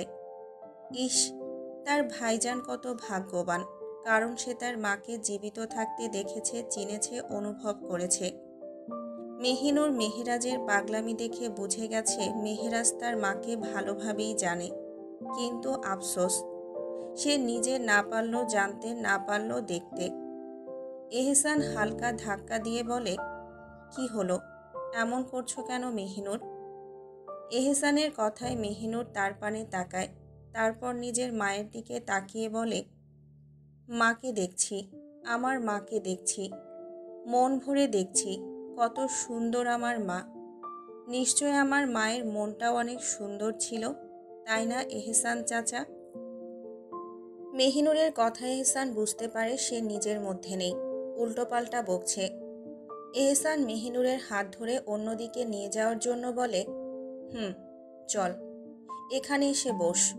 মেহিনুর অসহায় গলায় বলে, না, দেখি না একটু মন ভরে, আমি আমার মাকে একটু পরেই তো হারিয়ে ফেলব, চলে যাবে আপন বাড়ি কবরে। মেহিনুরের কথা শুনে তীব্র কষ্ট লাগে এহসানের। তার ইচ্ছে ছিল একদিন মেহিনুরকে তার মায়ের সঙ্গে দেখা করাবে, কিন্তু কি থেকে কি হয়ে গেল। মেহেরাজ মেহিনুরের দিকে তাকিয়ে হাউমাউ করে কেঁদে উঠে বলে, আমায় মাফ করে দিস রে, মায়ের আর তোর সাথে এই দুনিয়ায় দেখা হলো না। আমি বলতে চেয়েছিলাম তোকে সব, কিন্তু তুই সব সামলাতে পারবি কি না। মেহিনুর তাকে আর কিছুই বলতে দেয় না, এক দৌড়ে ভাইজানের কাছে গিয়ে তার চোখের পানি মুছিয়ে দিয়ে বলে, না, তুমি কেঁদো না ভাইজান, আমি বুঝি তুমি কেন বলনি। এহসান ভেবেছিল মেহিনুর মেহেরাজের উপর রাগ করবে, কিন্তু হলো উল্টোটা। মনে মনে এহসান বলল, সবাইকেই বুঝতে পারলি বোকা নারী, শুধুই পাপিষ্ট আমার ভালোবাসাটাই বুঝলি না। মেহেরাজ বসে থেকে মেহিনুরকে জড়িয়ে ধরে কেঁদে ওঠে। মেহিনুর তার মাথায় হাত বুলিয়ে দিতে দিতে নিজের কান্না চেপে রাখতে চায়, কারণ এখন তার কান্না আসছে। এখন অনুভব হচ্ছে তার মা আর দুনিয়াতে নেই। মেহিনুর কান্না গলায় চেপে বলে, তুমি কেঁদো না ভাইজান, এতে আমার মায়ের কষ্ট হবে। আমাদের মা কত কষ্ট করেছে এই দুনিয়ায়, অন্তত মৃত্যুর পর শান্তিতে থাকুক। কথা বলে মেহিনুর মেহেরাজের থেকে সরে এসে এক কদম নিজের মৃত মায়ের মুখের সামনে ঝুঁকে এক দৃষ্টিতে তাকিয়ে থাকে তার দিকে। তারপর এক পলক মেহেরাজকে দেখে বলে, ভাইজান, আমি একদম মায়ের মতো হয়েছি। তুমি নিশ্চয়ই আমাদের বাবার মতো হয়েছ, তাই না? দেখো, মায়ের মতো একদম, আমি হুবহু। কি সুন্দর না ভাইজান? মেহিনুর নিজের মধ্যে নেই, যা মনে আসছে তাই বকছে, আর এহসান এই দুই ভাই বোনের পাগলামির সাক্ষী হচ্ছে। মেহিনুর নিজের নিকাব খুলে নিজের ঠোঁট ছোঁয়ায় মায়ের কপালে, গালে, সর্বাঙ্গে। তারপর ফিসফিস করে বলে, আপনার সাথে দেখা তো আর হলো না এই জাহানে, তবে চিন্তা করবেন না, এই দুনিয়ার কয়দিনের, অতি শীঘ্রই দেখা হবে। কাল হাসুরের মাঠে ইনশাল্লাহ আমাদের দেখা হবে। এই কথা বলে মেহিনুর ডুকরে কেঁদে ওঠে। এহসান আর দাঁড়িয়ে থাকে না, দ্রুত এগিয়ে এসে মেহিনুরকে ধরে নিয়ে যেতে চায়। মেহিনুর যেতে চায় না। এহসান না পারতে ধমক দিয়ে বলে, তুই পাগল হয়ে গেছিস, জানিস না মৃতদের জন্য কাঁদতে নেই। এহসান মেহিনুরকে অনেক কষ্টে কেবিনের বাইরে নিয়ে আসে, যেখানে মেহিনুরের পরিবারের সবাই অপেক্ষা করছে। তারা কেউ ভেতরে যাননি।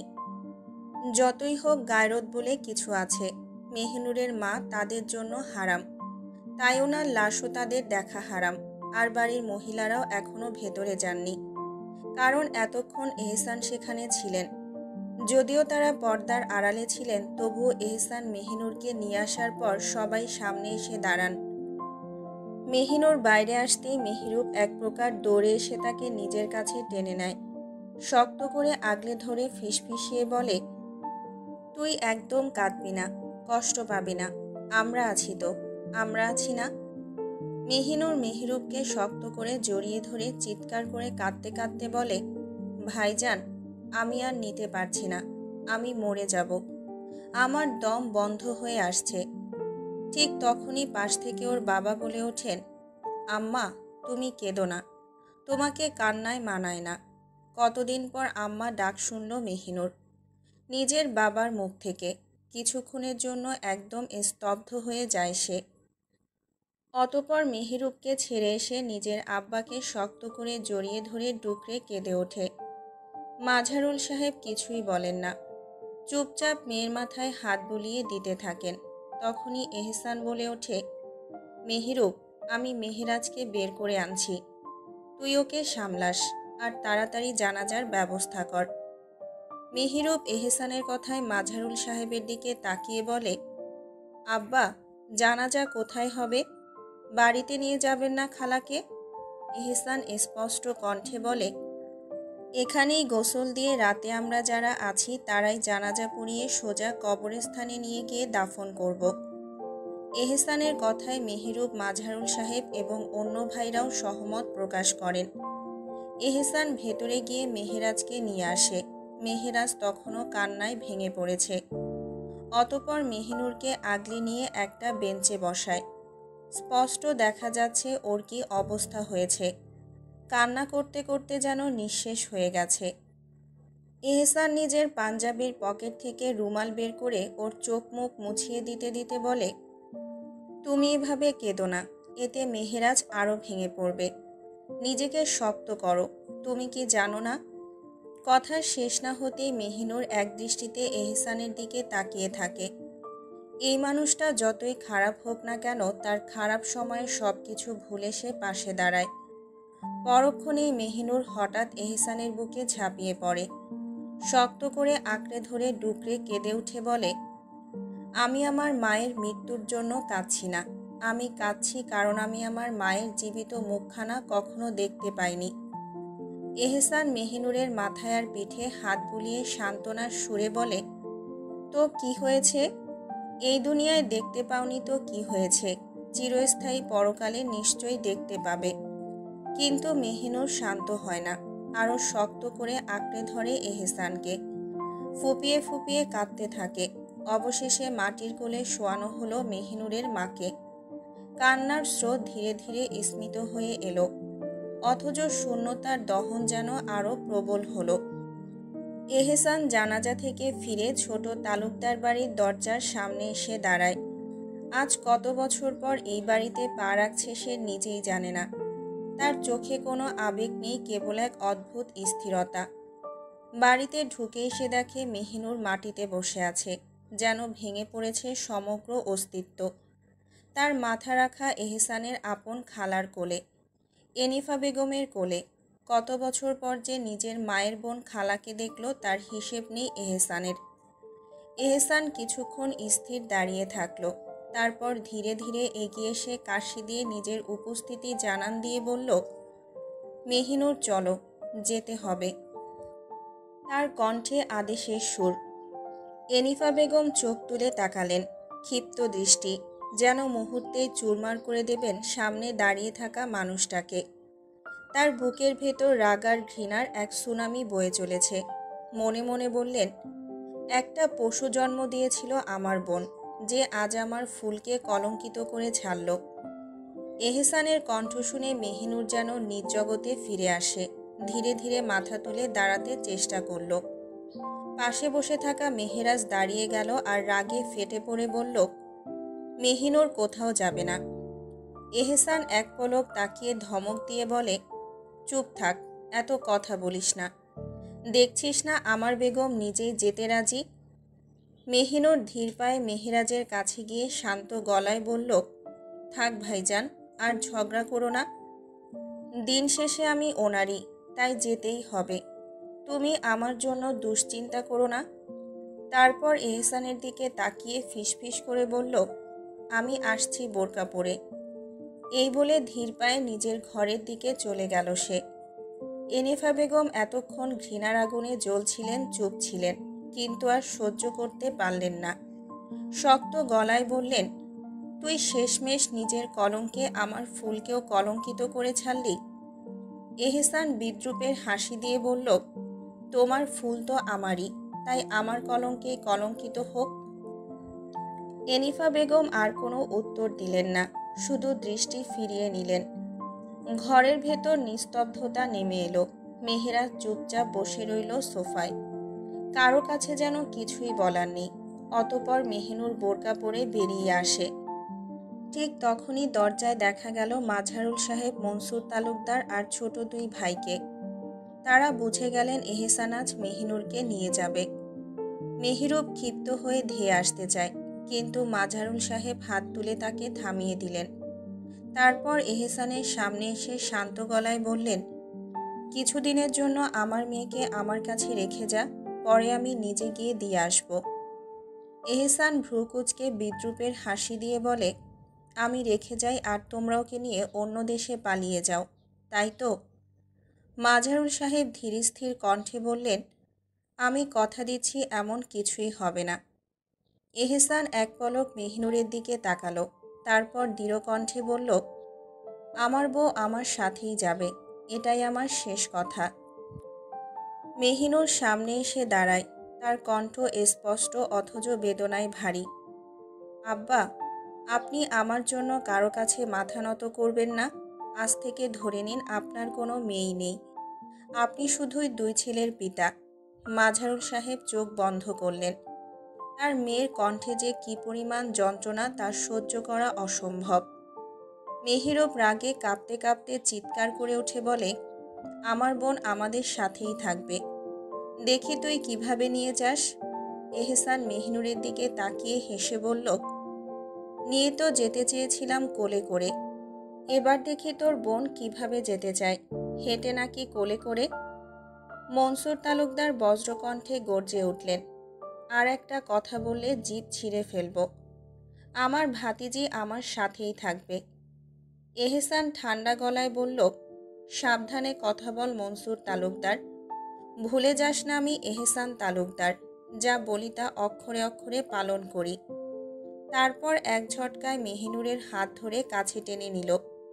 মেহিরুব কিছু বলতে যাচ্ছিল, কিন্তু মেহিনুর মিনতি করে বলল, দয়া করে আমায় আটকিও না, কত কিছু করলে, পারলে কি আমায় বাঁচাতে, তাই অনুগ্রহ করে বাধা দিও না।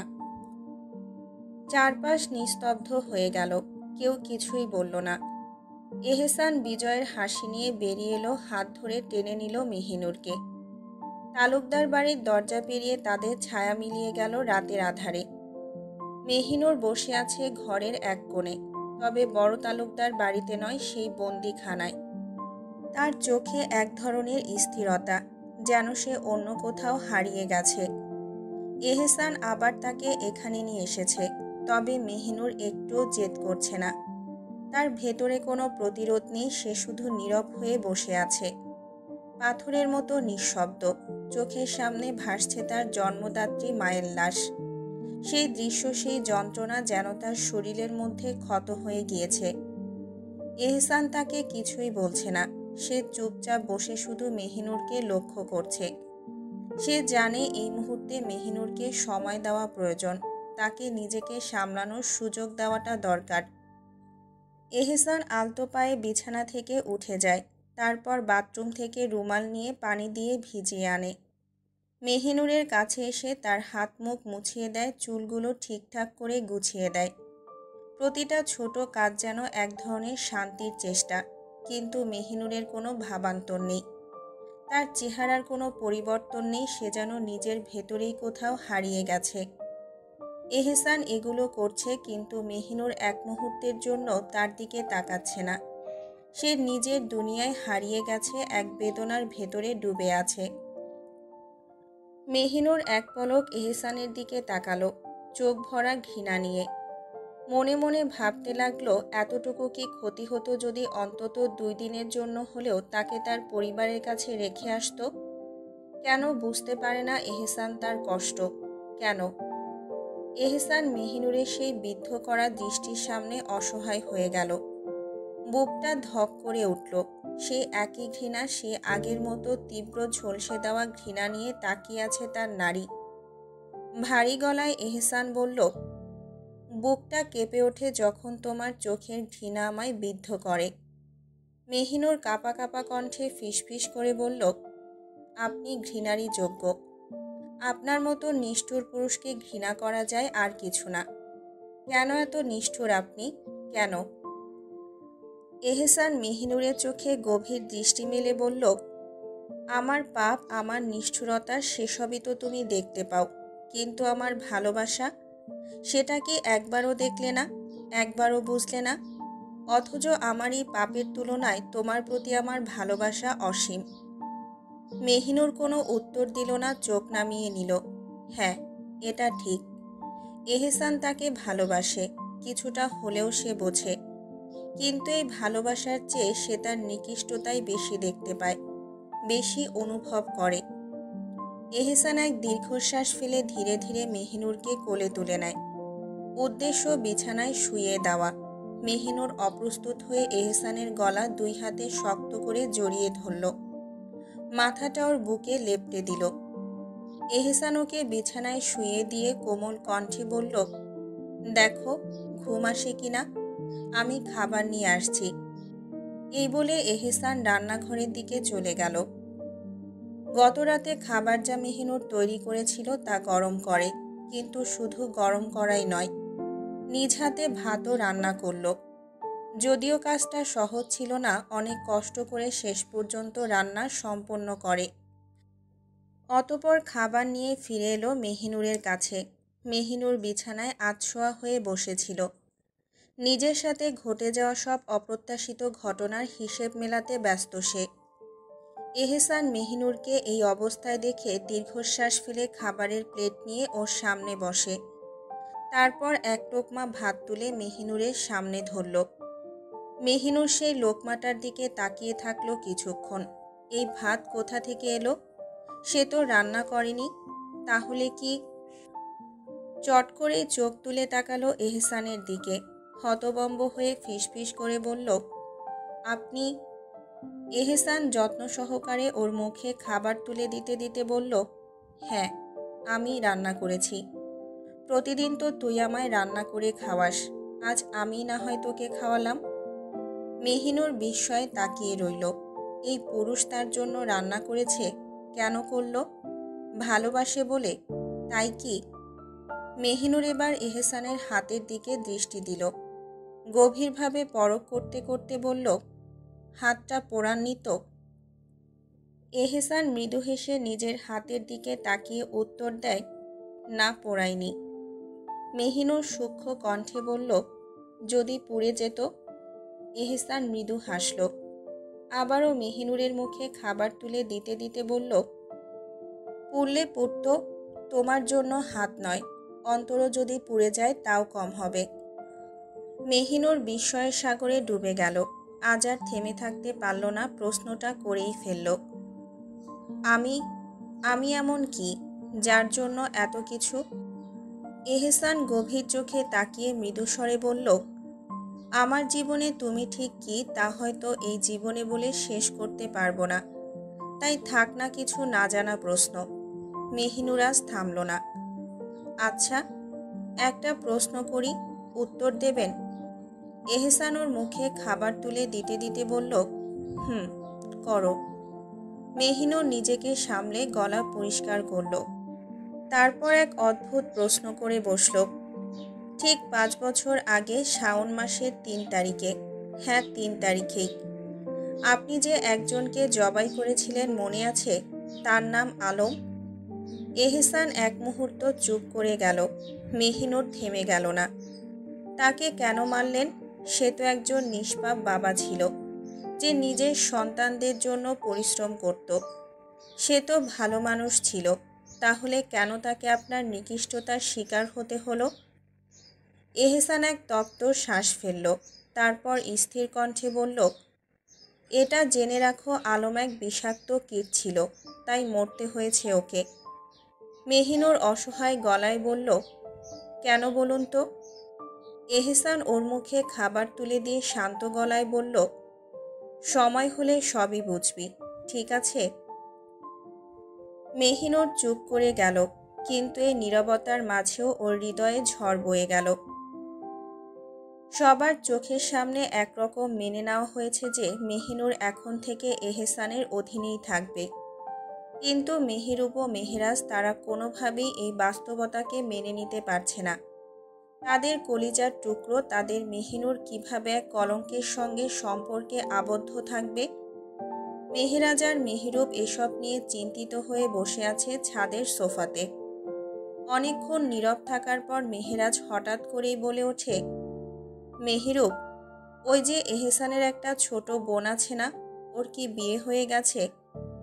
মেহেরুব প্রশ্নটা শুনে খানিকটা চমকে গেল, তবুও স্বাভাবিক থাকার চেষ্টা করে উত্তর দিল, হ্যাঁ আছে তো, আমাদের মেহিনুরের সাথেই পড়ে।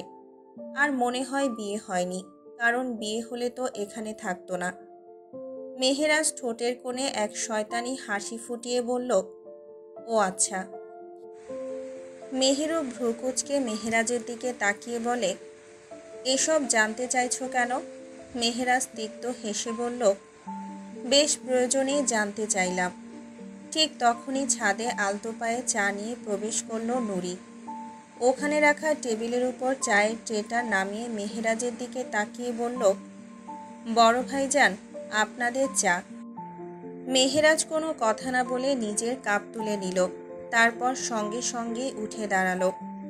উদ্দেশ্য এখান থেকে সরে গিয়ে মেহেরুব ও নুরিকে কিছুটা সময় একা ছেড়ে দেওয়া। চলে যেতে যেতে মেহেরাজ একচিলতে হাসি দিয়ে বলল, নুরি, মেহেরুবের মাথা নাকি খুব ধরেছে, যদি পারিস তো একটু টিপে দিস। মেহেরুব মেহেরাজের এই গজবি কথা শুনে ঘাড় ঘুরিয়ে বড় বড় চোখে তাকালো, আর মেহেরাজ মুচকি হেসে সিঁড়ি বেয়ে নিচে নেমে গেল। নুরি কিছুক্ষণ চুপচাপ দাঁড়িয়ে রইল, কি করা উচিত বুঝতে পারছিল না। তবু চলে যাওয়ার জন্য পা বাড়াতেই মেহেরুব ধমক দিয়ে বলল, কিরে ভাইজান কি বলল শুনিসনি তুই? নুরি নির্লিপ্ত দৃষ্টিতে তাকিয়ে বলল, ভাইজান বলেছে, আপনি তো আর বলেননি। মেহেরুব চায়ের কাপে চুমুক দিতে দিতে বলল, ভাইজান বলেছে, এখন আমিও বলছি, দে, মাথাটা টিপে দে। নুরি কপাল কুঁচকে বলল, আপনার সব কথা সবসময় শোনার প্রয়োজন মনে করছি না। মেহেরুব এবার বেশ কড়া গলায় বলল, বড়দের সঙ্গে এ কেমন আচরণ শুনি? নুরি দীর্ঘশ্বাস ফেলে শান্ত গলায় বলল, আচ্ছা ঠিক আছে, দিচ্ছি। তারপর আলতো পায়ে এগিয়ে এলো মেহেরুবের দিকে। মেহেরুব সোফায় হেলান দিয়ে চোখ বন্ধ করলো, মাথাটা এলিয়ে দিয়ে। নুরি খুব সাবধানে মেহেরুবের মাথায় ওর হাত রাখল, কিন্তু ওর এত কাছাকাছি আসতেই মেহেরুবের নাকে এক অদ্ভুত মিষ্টি ঘ্রাণ ভেসে এলো। সে চোখ না খুলেই জিজ্ঞেস করল, কি মেখেছিস রে গায়ে, এত সুন্দর ঘ্রাণ আসছে? নুরি চমকে গেল প্রশ্ন শুনে, একটু ইতস্তত করে তারপর বলল, আতর। মেহেরুব আবারও প্রশ্ন করে, নাম কি, কোথা থেকে নিলি? নুরি হতবাক হয়ে গেল, এটা কি ধরনের প্রশ্ন? তবুও শান্ত গলায় বলল, নামটা খেয়াল করিনি, তুর্কি থেকে আজিম ভাইরা এনেছেন। নুরির কথা শেষ হতেই মেহেরুব চট করে চোখ খুলে তাকালো। ওর দৃষ্টি আগুনের মতো জ্বলছিল। কড়া গলায় বলল, হারাম পুরুষের দেওয়া জিনিস ব্যবহার করছিস, লজ্জা করে না? নুরির বুক কেঁপে ওঠে, ওর চোখে কষ্টের ছায়া নেমে এলো। মলিন কণ্ঠে বলল, তারা আমাকে দেননি, আম্মাকে দিয়েছেন। আমি শুধু একবার মেখেছি, সুন্দর ঘ্রাণ দেখে। মেহেরুব চোখ বন্ধ করে কঠিন কণ্ঠে বলে, এই প্রথম, তাই কিছু বললাম না। এরপর যদি দেখি কোনোদিন কোনো হারাম পুরুষের দেওয়া কিছু নিয়েছিস, তোর যে হাত দিয়ে নিবি সেই হাত কেটে রেখে দেব। নুরির হৃদয়ে একরাশ রাগ জমে ওঠে, কিন্তু শান্ত স্বরে বলে, মেহেরুব ভাই, আপনি আমার চাচাতো ভাই, তাই এতটাও অধিকার দেখাবেন না যতটা দেখানোর চেষ্টা করছেন। মেহেরুব চোখ বন্ধ রেখেই বলল, তোর উপর যদি কারোর সবচেয়ে বেশি অধিকার থাকে তাহলে সেটা আমার। এরপরও যদি এমন কথা বলিস তাহলে আমার অধিকার আমি ঠায় ঠায় দেখিয়ে দেব। নুরি এক মুহূর্ত মেহেরুবের মুখের দিকে তাকিয়ে রইল। ওর চোখে একরাশ প্রশ্ন জমেছিল, কিন্তু উত্তর খোঁজার শক্তি নেই, তাই চুপ করে গেল। রাত 11টা। মেহিনুর শুয়ে আছে এহসানের বুকে, তবে আজ তার চোখে একটুও ঘুম নেই। ভেতরে এক অজানা অস্থিরতা, কিছুই ভালো লাগছে না। এরই মাঝে অনুভব করছে এহসানের শরীরের অস্বাভাবিক তাপমাত্রা। তার কপালটা ছুঁয়ে দেখে মেহিনুর, চমকে ওঠে। এহসানের শরীর এত গরম কেন? জ্বর আসবে নাকি?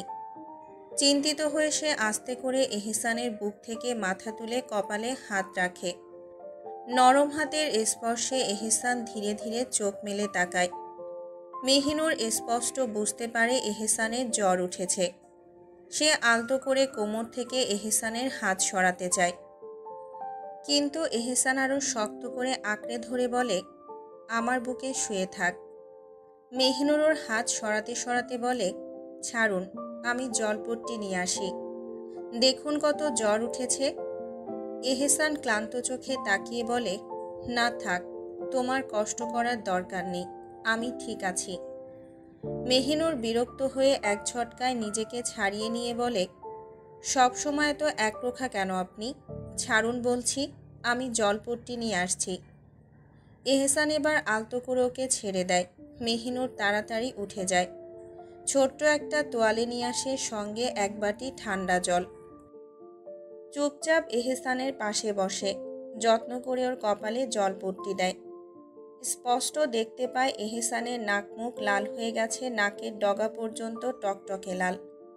নিশ্চয়ই প্রচণ্ড কষ্ট হচ্ছে ওনার। মেহিনুর এবার এহসানের গলায় হাত রাখে। গা জ্বলে যাচ্ছে, শরীর আরও উত্তপ্ত হয়ে উঠছে। সে আস্তে করে উঠে গিয়ে আলমারি খুলে ঔষধের বাক্স থেকে একটা জ্বরের ঔষধ নিয়ে আসে। তারপর ঔষধ আর পানির গ্লাসটা এহসানের সামনে এগিয়ে দিয়ে বলে, ওষুধটা খেয়ে নিন। এহসান ধীরে ধীরে 2 হাত দিয়ে ভর করে উঠে বসে। ওষুধটার পানিটা খেয়ে নেয় আর ক্লান্ত অবসন্ন কণ্ঠে বলে, মেহিনুর, আমার পাশে এসে শুয়ে পড়ো। আমি তোমার বুকে মাথা রাখলে সব জ্বর চলে যাবে। মেহিনুর দীর্ঘশ্বাস ফেলে বলে, আচ্ছা। সে পানির গ্লাসটা হাতে নিয়ে রেখে দেয়। অতঃপর ধীরে ধীরে বিছানায় উঠে এহসানের পাশে শুয়ে পড়ে। এহসান ধীরে ধীরে মেহিনুরের বুকে মাথা রেখে চোখ বন্ধ করে নেয়। এটাই শান্তি, এর চেয়ে উত্তম কিছুই হতে পারে না। মেহিনুর কেঁপে ওঠে। সব সময় সে নিজেই এহসানের বুকে মাথা রাখে, কিন্তু আজ প্রথমবার এহসান ওর বুকে মাথা রাখল। সে কাঁপা কাঁপা হাতে এহসানের মাথায় হাত রাখে, আলতো করে চুলে বিলি কেটে দেয়। এহসান আয়েশ করে চোখ বুজে নেয়। মেহিনুর বুঝতে পারে এহসানের অর্ধ শরীরের ভার তার উপরে এসে পড়েছে। মনে হচ্ছে শরীরটা পিষে যাচ্ছে। এত বড় সুঠাম দেহের একজন পুরুষ, তার অর্ধেক ভারও নেওয়া কঠিন। কিন্তু কেন জানি আজ নিজের কষ্টের কথা ভাবতে পারছে না মেহিনুর। কিন্তু মেহিনুর কেন জানি নিজের কষ্টের দিকে অত পাত্তাও দিচ্ছে না। সে বারবারই এহসানের কথা ভাবছে। আল্লাহ জানেন কি থেকে কি হয়। মেহিনুর জানে না আজ আর তার ঘুম আসবে কিনা। সে চুপচাপ শুয়ে এহসানের মাথায় হাত বুলিয়ে দিতে থাকে। এই মানুষটাকে তার ঘৃণা করার কথা, অথচ তাকে এভাবে বুকে আঁকড়ে ধরে আছে।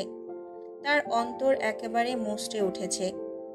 এহসানের জ্বর যেন তার ভেতরের মধ্যেও ছড়িয়ে পড়ছে। মেহিনুরের চোখে এমনিতেই ঘুম নেই, আর এখন এহসানের এই অবস্থা। মেহিনুর চেষ্টা করছে চোখ লাগাতে, কিন্তু এহসান বারবার নড়াচড়া করছে আর কেঁপে উঠছে। বোঝাই যাচ্ছে ভীষণ জ্বর এসেছে। এহসান বারবার নড়াচড়া করছে, কেঁপে উঠছে জ্বরের তীব্রতায়। মেহিনুর ওর মাথায় হাত বুলিয়ে দিতে থাকে। এহসান অস্পষ্ট গলায় বলে, মেহিনুর, খুব ঠান্ডা লাগছে, আরও শক্ত করে জড়িয়ে ধর আমায়। এহসানের এমন কথায় মেহিনুর আরও শক্ত করে আঁকড়ে ধরে ওকে। আমি শক্ত করেই ধরেছি, চিন্তা করবেন না। এহসান এখন গভীর ঘুমে তলিয়ে গেছে, কিন্তু মেহিনুর জেগে আছে। গুনছে নির্ঘুম রাতের প্রহর। হঠাৎই এহসান গুঙিয়ে ওঠে। মেহিনুর এখনও ঘুমায়নি। আগের মতোই এহসানকে বুকে জড়িয়ে তার চুলে পিঠে অতি যত্নের সহিত হাত বুলিয়ে দিচ্ছে। হঠাৎই এহসানের শব্দ শুনে মেহিনুর আঁতকে ওঠে। সাথে সাথে মেহিনুর তার বাহু আলগা করে দেয়, যাতে এহসান উঠতে পারে। এহসান মেহিনুরের বুক থেকে মাথা তুলে ক্লান্ত চোখে তাকিয়ে বলে, ভেতরে খুব অশান্তি করছে মেহিনুর, বমি পাচ্ছে। মেহিনুর সঙ্গে সঙ্গে ওর গলা ঘাড়ে হাত বুলায়। বুঝতে পারে এহসানের শরীর ঘামছে। সে তাড়াতাড়ি কম্বল সরিয়ে দেয়, তারপর এহসানকে ধরে ওঠানোর চেষ্টা করে। এহসান নিজেই উঠে বসে, কারণ মেহিনুরের পক্ষে সম্ভব নয় তাকে বসানোর। মেহিনুর অশান্ত গলায় বলে, আপনি বসুন, আমি আসছি। এই বলে বিছানা থেকে নেমে এক দৌড়ে গিয়ে বাথরুম থেকে একটা বালতি নিয়ে আসে। বিছানার পাশে এনে বালতি রেখে এহসানকে আগলে ধরে। বালতির দিকে উদ্দেশ্য করে যাতে এহসান বালতিতেই বমি করে। ঠিক তখনই এহসান ওর উপরেই বমি করে দেয়। কিন্তু মেহিনুর একটুও সরে যায় না, আর না ওর ঘৃণা লাগে। মেহিনুর উল্টো অস্থির হয়ে ওঠে এহসানের এমন হঠাৎ অবস্থা দেখে। এহসান মেহিনুরের সারা শরীর ভরিয়ে দিয়েছে বমি করে, কিন্তু মেহিনুর এসবে একটুও পাত্তা দিচ্ছে না। তার মাথাতেই আসছে না যে তার গায়ে বমি লেগেছে। মেহিনুরের মন কেবল কেঁদে উঠছে এহসানের এই কষ্ট দেখে। মেহিনুর অস্থির হয়ে এহসানের পিঠে হাত বুলিয়ে দেয়, সান্ত্বনা দিয়ে বলে, ধীরে ধীরে আল্লাহর নাম নিন, সব ঠিক হয়ে যাবে, সহজ হবে, আল্লাহর নাম নিন। কিছুক্ষণ পর এহসান শান্ত হয়। মেহিনুর টেবিল থেকে এক গ্লাস পানি নিয়ে ওর ঠোঁটে ঠেকিয়ে অশান্ত গলায় বলে, নিন, কুলি করুন। এহসান একবার চোখ তুলে মেহিনুরের দিকে চেয়ে থাকে, তারপর মুখ কুলি করে পানি খেয়ে নেয়। মেহিনুর অল্প পানি হাতে নিয়ে ওর সম্পূর্ণ মুখ মুছে দিয়ে অশান্ত গলায় বলে, আপনি বসুন, আমি আসছি। এহসান মাথা নাড়িয়ে ক্লান্ত শরীর বিছানায় এলিয়ে দেয়। মেহিনুর তাকে সান্ত্বনা দিচ্ছে, অথচ সে নিজেই অশান্ত হয়ে কাজকর্ম করছে। এহসান এই অবস্থায়ও মৃদু হাসে। মেহিনুর এবার তাড়াতাড়ি বাথরুমে ঢুকে নিজের শরীর পরিষ্কার করে নেয়। তার একটুও কেন জানি ঘেন্না লাগছে না এই পরিস্থিতিতে। তার মনে হচ্ছে এই মুহূর্তে সে একটাই কাজ করতে চায়, এহসানের যত্ন নেওয়া। মেহিনুর বাথরুম থেকে বেরিয়ে এসেই তাড়াতাড়ি মেঝেটা পরিষ্কার করে নেয়। এরপর অস্থিরভাবে আলমারি খুলে একটা কালো কুর্তি টেনে নেয় আর দ্রুত ওয়াশরুমে আবার ঢুকে পড়ে। এহসান নিঃশব্দে সবকিছু খুঁটিয়ে খুঁটিয়ে দেখছে। তার নারী ঠিক কতটা অশান্ত হয়ে উঠেছে। একজন মুত্তাকি স্ত্রীর এক ক্ষুদ্র অংশের ভূমিকা পালন করছে সে এই মুহূর্তে। মেহিনুরের এমন হন্তদন্ত হয়ে যাওয়া দেখে এহসানের মনে অদ্ভুত প্রশান্তি নামে। বেশ ভালো লাগছে তার। কিন্তু হঠাৎই মেহিনুর অস্বস্তিতে পড়ে যায়। তাড়াহুড়োর মধ্যে সে যে কুর্তিটা নিয়েছে সেটা হাঁটু পর্যন্ত লম্বা, অথচ সে কখনোই হাঁটু বরাবর জামা পরে না। সব সময় হাঁটু পর্যন্ত ঢেকে রাখাটাই তার অভ্যেস। কিছুক্ষণ দোটানায় পড়ে থাকে, তারপর নিজেকে বোঝায় এখানে তো অন্য কেউ নেই, আর এহসানও এখন তার দিকে তাকানোর প্রয়োজনীয়তা অনুভব করছে না। আর তাকালেও কি, এই পুরুষের বুকেই তো সব সময় লেপ্টে থাকে সে। তাহলে এই সামান্য ব্যাপারটা লজ্জার হবে কেন? কিন্তু মন যেন মানতেই চাইছে না। একটু সময় নিয়ে নিজেকে সামলে নেয় মেহিনুর। অতপর গোসল সেরে বেরিয়ে আসে বাথরুম থেকে। এক পলক তাকায় এহসানের পানে, যে কিনা চোখ বুজে শুয়ে আছে বিছানায়। মেহিনুর এটা দেখে শান্তির শ্বাস ফেলে আলতো এগিয়ে চুল থেকে তোয়ালেটা খুলে জানালার পাশে মেলে দেয়। তারপর মাথায় ওড়নাটা টেনে দেয়। এহসানের পাশে এসে দেখে এহসান সেই আগের ন্যায় চুপচাপ শুয়ে আছে, কিন্তু তার দৃষ্টি অপলকভাবে তাকিয়ে আছে তার দিকেই। মেহিনুর গভীর শ্বাস ফেলে, ধীরে হাত বাড়িয়ে এহসানের চুলে কপালে হাত বুলিয়ে দেয় আর বলে, আপনার শরীর মুছে দেই, ঘেমে গেছেন, মন শান্ত হবে। এহসান তেমনই চেয়ে থেকে মৃদু গলায় বলে, না, প্রয়োজন নেই, তোমাকে আর কষ্ট করতে হবে না। মেহিনুর ভ্রু কুঁচকে তাকায় আর বলে, বলেছি উঠুন, এত কথা বলার সময় নেই। এহসান এবার আর কিছু না বলে ধীরে ধীরে উঠে বসে, বালিশে হেলান দেয়। মেহিনুর ছোট্ট একটা তোয়ালে ভিজিয়ে আনে এক মগ পানি নিয়ে আসে। বিছানার পাশে টেবিলে মগ রেখে আলতোভাবে এগিয়ে আসে এহসানের দিকে। কাঁপা কাঁপা হাতে এহসানের টি শার্টে হাত রাখে। উদ্দেশ্য টি শার্টটা খোলা, কিন্তু হাতের কাঁপুনি বাড়তে থাকে। কেন জানি খুব লজ্জার অপ্রস্তুত লাগছে। এহসান মেহিনুরের অবস্থা বুঝে মৃদু তিক্ত হাসে। তারপর নিজেই ধীরে ধীরে টি শার্ট খুলে ফেলে। টি শার্ট সরাতেই মেহিনুরের সামনে উন্মুক্ত হয় এহসানের সুঠাম শরীর। নিখুঁত ধবধবে ফর্সা ত্বকের মাঝে গভীর আকর্ষণ নিয়ে উকি দিচ্ছে বুকের মাঝখানে হালকা কালো কুচকুচে পশমের মধ্যে লুকানো ছোট্ট একটা তিল। মেহিনুর তাকিয়ে থাকে নিঃশ্বাস বন্ধ করে। পরক্ষণেই মনে পড়ে, আল্লাহ, সে কি করছে? এভাবে তাকিয়ে থাকা একদম অনুচিত। চট করে চোখ নামিয়ে নেয়। তারপর আলতো হাতে তোয়ালেটা ছোঁয়ায় এহসানের শরীরে। এহসান নীরবে মেহিনুরের প্রতিটা আচরণ লক্ষ্য করছে। মেহিনুরের হাত থরথর করে কাঁপছে, গাল রাঙা হয়ে আছে। সে স্পষ্টতই অপ্রস্তুত, কিন্তু উপায়ও নেই। ধীরে ধীরে এহসানের গা মুছে দেয়, হাত পা মুখ পরিষ্কার করে দেয়। কাজ শেষ হলে উঠে দাঁড়ায়। আপনি বসুন, আমি টি শার্ট আনছি। এহসান শুধু মাথা নাড়ায়। মেহিনুর দ্রুত রান্নাঘরে যায়। উদ্দেশ্য এহসানের জন্য কিছু তৈরি করা। এহসান ধীরে ধীরে টি শার্ট পরে আর নিজের মনে বিড়বিড় করে, দেখেছো এহসান, নারীর মন কতটা ভয়ঙ্কর আর কতটা মায়াময় হতে পারে। আর তোমার নারী, তার তো তুলনাই হয় না। মেহিনুর অনেক ভেবে এহসানের জন্য চুলায় স্যুপ বসায়। এক বাটি গরম গরম ধোয়া ওঠা স্যুপ নিয়ে এহসানের পাশে এসে বসে। চামচ নাড়াতে নাড়াতে বলে, নিন, খেয়ে নিন, ভালো লাগবে। এহসান চোখ ছোট ছোট করে তাকায়। এত ভালোবাসা? আমার জন্য রাতের ঘুম হারাম করে দিচ্ছিস? মেহিনুর এহসানের মুখের সামনে চামচ তুলে ধরে। এটা ভালোবাসা নয়, এটা মনুষ্যত্ব। আর মনে রাখুন, এই জীবনে আপনার আর আমার ভালোবাসা পাওয়া হবে না। এহসান ম্লান হেসে ফিসফিসিয়ে বলে, এটাই ভালোবাসা, আর পাওয়া লাগবে না, পেয়ে গেছি। মেহিনুর দীর্ঘশ্বাস ফেলে। এখন তর্ক করার সময় নয়, খেয়ে নিন। এহসান স্যুপ খাচ্ছে ঠিকই, কিন্তু তার দৃষ্টি মেহিনুরের উপর স্থির। কালো পোশাকে মেহিনুরকে যেন আরও অপার্থিব লাগছে। মনে হচ্ছে তার সৌন্দর্য শতগুণ বেড়ে গেছে। একদম মুগ্ধতা নিয়ে চেয়ে থাকে এহসান। আহা, যদি একটু কম সুন্দর হতো, তাহলে এতটা মোহগ্রস্ত হতে হতো না তাকে। এই নিষ্পাপ মুখ, এই গভীর আঁখি, থুতুনির তিল, গোলাপি ঠোঁট, পাগল বানিয়ে দিয়েছে এহসানকে। নেশাগ্রস্ত গলায় বলে, মন চায় তাকিয়ে থাকি তোমার মুখশ্রীর ন্যায় প্রহরের পর প্রহর। দেখি তোমায় প্রাণ ভরে, তাও যদি মেটে অন্তত তোমায় দেখার তৃষ্ণা এই ব্যাকুল আমার। মেহিনুর বিরক্ত মুখে বলে, ও কবি, আমার কবিতা ছেড়ে খেয়ে নিন বাবা। এহসান কপাল কুঁচকে বলে, ও আমার বেয়াদব নারী, কবে ছাড়বি বেয়াদবি? মেহিনুর দাঁত চেপে এহসানের মুখে জোর করে স্যুপের চামচ পুড়ে দেয়। এহসান নরম স্বরে বলে, এদিকে আয় তো একটু। কেন? আরে আয় বলছি।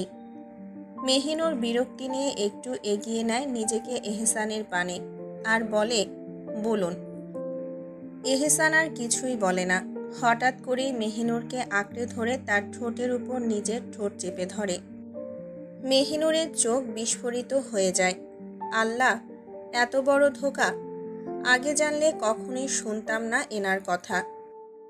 এহসান বারবার কয়েকবার মেহিনুরের ঠোঁট মন ভরে ছুঁয়ে ওকে ছেড়ে দেয়। এহসান ওকে ছেড়ে দিয়ে মুচকি হেসে নিজের ঠোঁটে বৃদ্ধাঙ্গুলি বুলিয়ে বলে, এবার পেটও ভরে গেল, জ্বরও সেরে গেল। রাগে ফুঁসতে ফুঁসতে মেহিনুর উঠে চলে যায়। বিরক্তিতে মন বিষিয়ে গেছে। এত মানসিক চাপ আর নিতে পারছে না সে। এহসানকে ওষুধ খাইয়ে শুইয়ে দিয়ে মেহিনুর অজু করে আসে। তখনই এহসান বলে, জান, মাথাটা টিপে দে তো, খুব ব্যথা করছে। মেহিনুর একটু তাকিয়ে দেখে, তারপর নামাজের হিজাব জড়িয়ে নেয়। টেবিল থেকে কোরআন শরীফ তুলে নিয়ে এহসানের পাশে বসে বলে, আমার কোলে মাথা রাখুন। এহসান আর দেরি করে না, আলগোছে নিজের মাথাখানা তুলে আপন নারীর কোলে রাখে। এহসান তার মাথা রাখতেই মেহিনুর তার চুলে হাত বুলাতে থাকে, আর অন্য হাতে কোরআন ধরে। তাওস তাসমিয়া পড়ে অপ্রিয় পুরুষের জন্য প্রিয় সূরা মুলক শুরু করে। বদ্ধ পরিবেশে একটা ভ্যাপসা গন্ধ ভাসছে। যেন বাতাসও থমকে আছে, নিঃশ্বাস নেওয়াও ভারী লাগছে। ঠান্ডা লোহার চেয়ারে দড়ি দিয়ে বাঁধা পড়ে বসে আছে এশা। হাত পা নাড়াতে পারছে না, শরীর জুড়ে ব্যথা, মাথাটা ভারী লাগছে, যেন কয়েক ঘন্টা অচেতন ছিল। চোখ মেলে ধীরে ধীরে সামনে তাকাতেই সে দেখতে পায় এক চেনা মুখ, মেহেরাজ। প্রথমে বুঝতে পারেনি, কয়েকবার চোখের পলক ফেলে, তারপর ঠিকই চিনে ফেলে। পাশে একজন কাজী দাঁড়িয়ে, আরেক পাশে মেহেরুব। শুক্রবারের দিন মাদ্রাসায় আলেমরা একটা বৈঠক ডেকেছেন কিছু তাফসির করতে। এশাকেও যেতে হয়। মেহিনুরেরও যাওয়ার কথা ছিল, কিন্তু সে তো আর পারবে না যেতে। তাই এশা একাই এসেছে মাদ্রাসায়, কিন্তু মাদ্রাসায় পৌঁছাতে পারে না। কয়েকজন নারী এসে তাকে জোর করে গাড়িতে তুলে নেয়, মুখে কাপড় বেঁধে দেয়। আর এখন তার জ্ঞান ফেরে। জ্ঞান ফিরে চোখ খুলে সামনে স্পষ্ট দেখতে পায় মেহেরাজকে। প্রথমে তো চিনতেও পারছিল না, বার কয়েক তাকিয়ে ঠিকই আন্দাজ করে নেয় এটাই মেহেরাজ। এশা গুঙিয়ে ওঠে, অস্পষ্ট গলায় বলে, কি হয়েছে রে বাবা? আমায় তোমরা এখানে এত খাতির যত্ন করে বসিয়ে রেখেছ কেন? মেহেরাজ এশার গলা শুনে এশার পানে তাকিয়ে বলে, তোমায় বিয়ে করব বলে। এমন কথা শুনে এশার হুঁশ উড়ে যায়। থমকে গিয়ে এক পলক মেহেরাজের পানে তাকায়, ফের মেহেরুবের পানে আবার তাকিয়ে বলে, বাবা মেহেরুব, তোমার ভাই এসব কি বলছে? আমায় বিয়ে করবে মানে? মেহেরাজ একচিলতে হেসে বলে, আমার বোনকে যেমন তোমার ভাই কলঙ্কিত করেছে, তোমাকেও আমি আজ থেকে পদে পদে কলঙ্কিত করব এশা তালুকদার। এশা মেহেরাজের কথা শুনে ভয় পায় না, উল্টো তাচ্ছিল্যের হাসি দিয়ে বলে, স্বপ্ন দেখতে থাক বাবা, তুই ভুলে যাস না এহসান তালুকদারের বোন আমি। মেহেরাজ কোনো কথা বলে না, চুপচাপ নিজের পিস্তল বের করে এশার কপালে ঠেকিয়ে বলে, মা এশা, বউ হবে একটু পর তুমি আমার, তাই বাবাটার সাথে লাগিও না। এশা পিস্তল দেখে বেশ ঘাবড়ে যায়, যদি চালিয়ে দেয় মেহেরাজ। মেহেরাজ এশাকে দেখতে পারছে না, দেখবে কি করে, সম্পূর্ণ সহি পর্দা করা। তবে বুঝতে পারছে এশা বেশ ঘাবড়ে গেছে। মেহেরাজ এটা বুঝতে পেরে কাজী সাহেবকে উদ্দেশ্য করে বলল, শুরু করুন কাজী সাহেব। কাজী সাহেব বললেন, জি শুরু করব। দেনমোহর কত দেব? মেহেরাজ মেহরুবের দিকে তাকিয়ে বলে, যতই হোক ও তো আমার সাথেই থাকবে এই জীবনে, তাই কত দেওয়া যায় দেনমোহর বলতো? মেহরুব একটু ভেবে বলে, 20 দিয়ে দাও। মেহেরাজ এক পলক এশার পানে তাকিয়ে কাজীকে বলে, 20 লক্ষই দিয়ে দিন। কাজী মাথা নাড়িয়ে লিখতে শুরু করেন। এশা আমতা আমতা করে বলে, মেহেরাজ ভুল করছো, এর জন্য তোমায় মৃত্যুর চেয়েও বড় শাস্তি পেতে হবে। ভালোই ভালোই ছেড়ে দাও আমায়। মেহেরাজ বলে ওঠে, আমার মরণের ভয় নেই, তোমার ভাই যে নরপশু সেটা আমি জানি, তাও শেষ চেষ্টা করলে ক্ষতি কি? এশা মেহেরাজকে বলে, যত যাই করো, মেহিনুর শুধু আমার ভাইজানের, আমায় মেরে ফেললেও তুমি মেহিনুরকে ফেরত পাবে না ভাতিজা। মেহেরাজের খুব রাগ হয় এশার এমন কথায়, পিস্তলের ট্রিগারে শক্ত করে আঙুল রেখে বলে, আমি কোন দিক দিয়ে তোমার ভাতিজা হই? এই দেশেরই না আমি, আর আমার বোনকেও আমি নিজের কাছে নিয়ে নেব, আর তোমাকেও নিজের অর্ধাঙ্গিনী করে আমার করে রাখব। এশা এবার কেঁদে ওঠে আর বলে, দেখো আমি সাদামাটা চলি, দয়া করে আমার জীবনটাই নোংরা খেলায় শেষ করো না। মেহেরাজ তিক্ত হেসে বলল, আমার বোনও সাদামাটাই ছিল, কিন্তু তাও তোমার ভাই আমার বোনকে নিজের নোংরামিতে ফাঁসিয়েছে। এশা কিছুটা চিৎকার করে বলে, আমার ভাইজান মেহিনুরকে ভালোবাসে, তাই বিয়ে করেছে, কিন্তু তুমি কেন এমনটা করছো? শুধু প্রতিশোধ নিতে? ছি। মেহেরাজ বলে, সমস্যা কি? তোমার ভাই আমার বোনকে ভালোবেসে বিয়ে করেছে, আর তোমাকে বিয়ের পর ভালোবাসবো হবে তো? এশা এত বিকৃত কথা শুনে চিৎকার করে বলে, আমি তোমাকে বিয়ে করব না, মরে গেলেও না।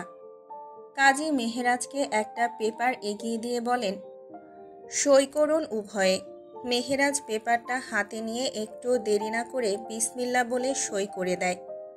অতঃপর এশার দিকে এগিয়ে দিয়ে বলে, নাও, চুপচাপ সই করে নাও। এশা মেহেরাজের কথায় তাচ্ছিল্য করে বলে, স্বপ্ন দেখ বাবা তুই, এটা স্বপ্নেই সম্ভব। এই বাবা ডাক শুনে মেহেরাজের ভীষণ রাগ হয়। এক লাফে চেয়ার থেকে উঠে উক্ত চেয়ারে জোরে লাথি মেরে এশার দিকে অগ্নিদৃষ্টিতে তাকিয়ে বলে, এশার বাচ্চা, যদি আর একটা শব্দ ব্যয় করিস তো তোর জানাজা পড়ব এখানে। চুপচাপ সই করে নে আর আমার বেগম হয়ে যা। মেহেরাজের এমন রাগ দেখে এশা ভয় না পেয়ে উল্টো তাচ্ছিল্য করে বলে, যা ইচ্ছে করে নে বাবা, আমি এটা করব না। মেহেরাজ নিজের পিস্তল বের করে বসে থাকা কাজীর মাথায় ধরে দাঁত চেপে বলে, যদি সই না করিস তো এটাও যাবে, সাথে তুইও। এশার ভয় লাগে, কারণ পুরুষ মানুষের বিশ্বাস নেই, কি থেকে কি করে ফেলে না জানি। নিজের জন্য ভয় লাগছে না এশার, কাজীর জন্য ভয় লাগছে। এশা কাঁপা কাঁপা গলায় বলে, দাও। মেহেরাজ মেহরুবকে ইশারা করতেই মেহরুব মাটিতে পড়ে থাকা বিয়ের রেজিস্ট্রি পেপারটা এশার হাতে তুলে দেয়, সাথে একটা কলম। এশার সই করতে নেয় কিন্তু ওর হাত কাঁপতে থাকে, ভয়াবহভাবে কাঁপতে থাকে। এশা কোনো রকমে কলম বসাতে পারছে না কাগজে। মেহেরাজ এশার এত সময় নিতে দেখে ধমক দিয়ে বলে, কি হলো, এত দেরি হচ্ছে কেন? এশা মেহেরাজের ধমকে কেঁপে ওঠে, বোকার মতো মেহেরাজের দিকে কাগজটা বাড়িয়ে দিয়ে বলে, এক কাজ করো, বিয়েটা যেহেতু তুমি নিজের প্রতিশোধের জন্য করছো, তাই আমার সইটাও তুমি করে নাও। আমার হাত অবশ হয়ে গেছে, সই দিতে পারছি না। এশার এমন কথা শুনে মেহেরাজ মেহরুব দুজনেই অবাক হয়ে একে অপরের দিকে তাকিয়ে থাকে। মানে সে নিজেই নিজেকে বিয়ে করবে? মেহেরাজ এশাকে এবার ধমক দিয়ে বলে, সাইন করবি না নাকি কাজীকে উড়িয়ে দেব?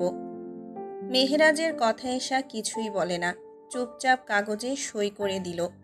তার হাত কাঁপছিল কিন্তু সে নিজের সইটা শেষ করেই মাথা নিচু করে রাখল।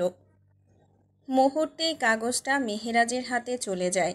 মেহেরাজ সেই কাগজ সামনে ধরে এক তৃপ্ত হাসি হাসল, যেন সে কোনো জয়ের মুকুট পরেছে। কাজী সাহেব তখন তার ধীমান আওয়াজে বলেন, কবুল বলো মা। এশা সোজা দাঁড়িয়ে যায়, কাজী সাহেবকে এক রাগান্বিত দৃষ্টিতে তাকিয়ে থেকে বলে, এসব কবুল বলার প্রয়োজন নেই, ওর কাজ ছিল আমায় বিয়ে করা, সে তো করে নিয়েছে, প্রতিশোধ পূর্ণ করে নিয়েছে।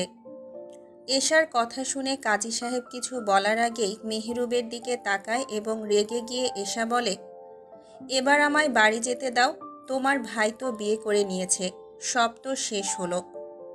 মেহেরাজের চোখের আগুন যেন আরও জ্বলে ওঠে, তার মনের অন্ধকার আগুন বেমালুম জ্বলে ওঠে।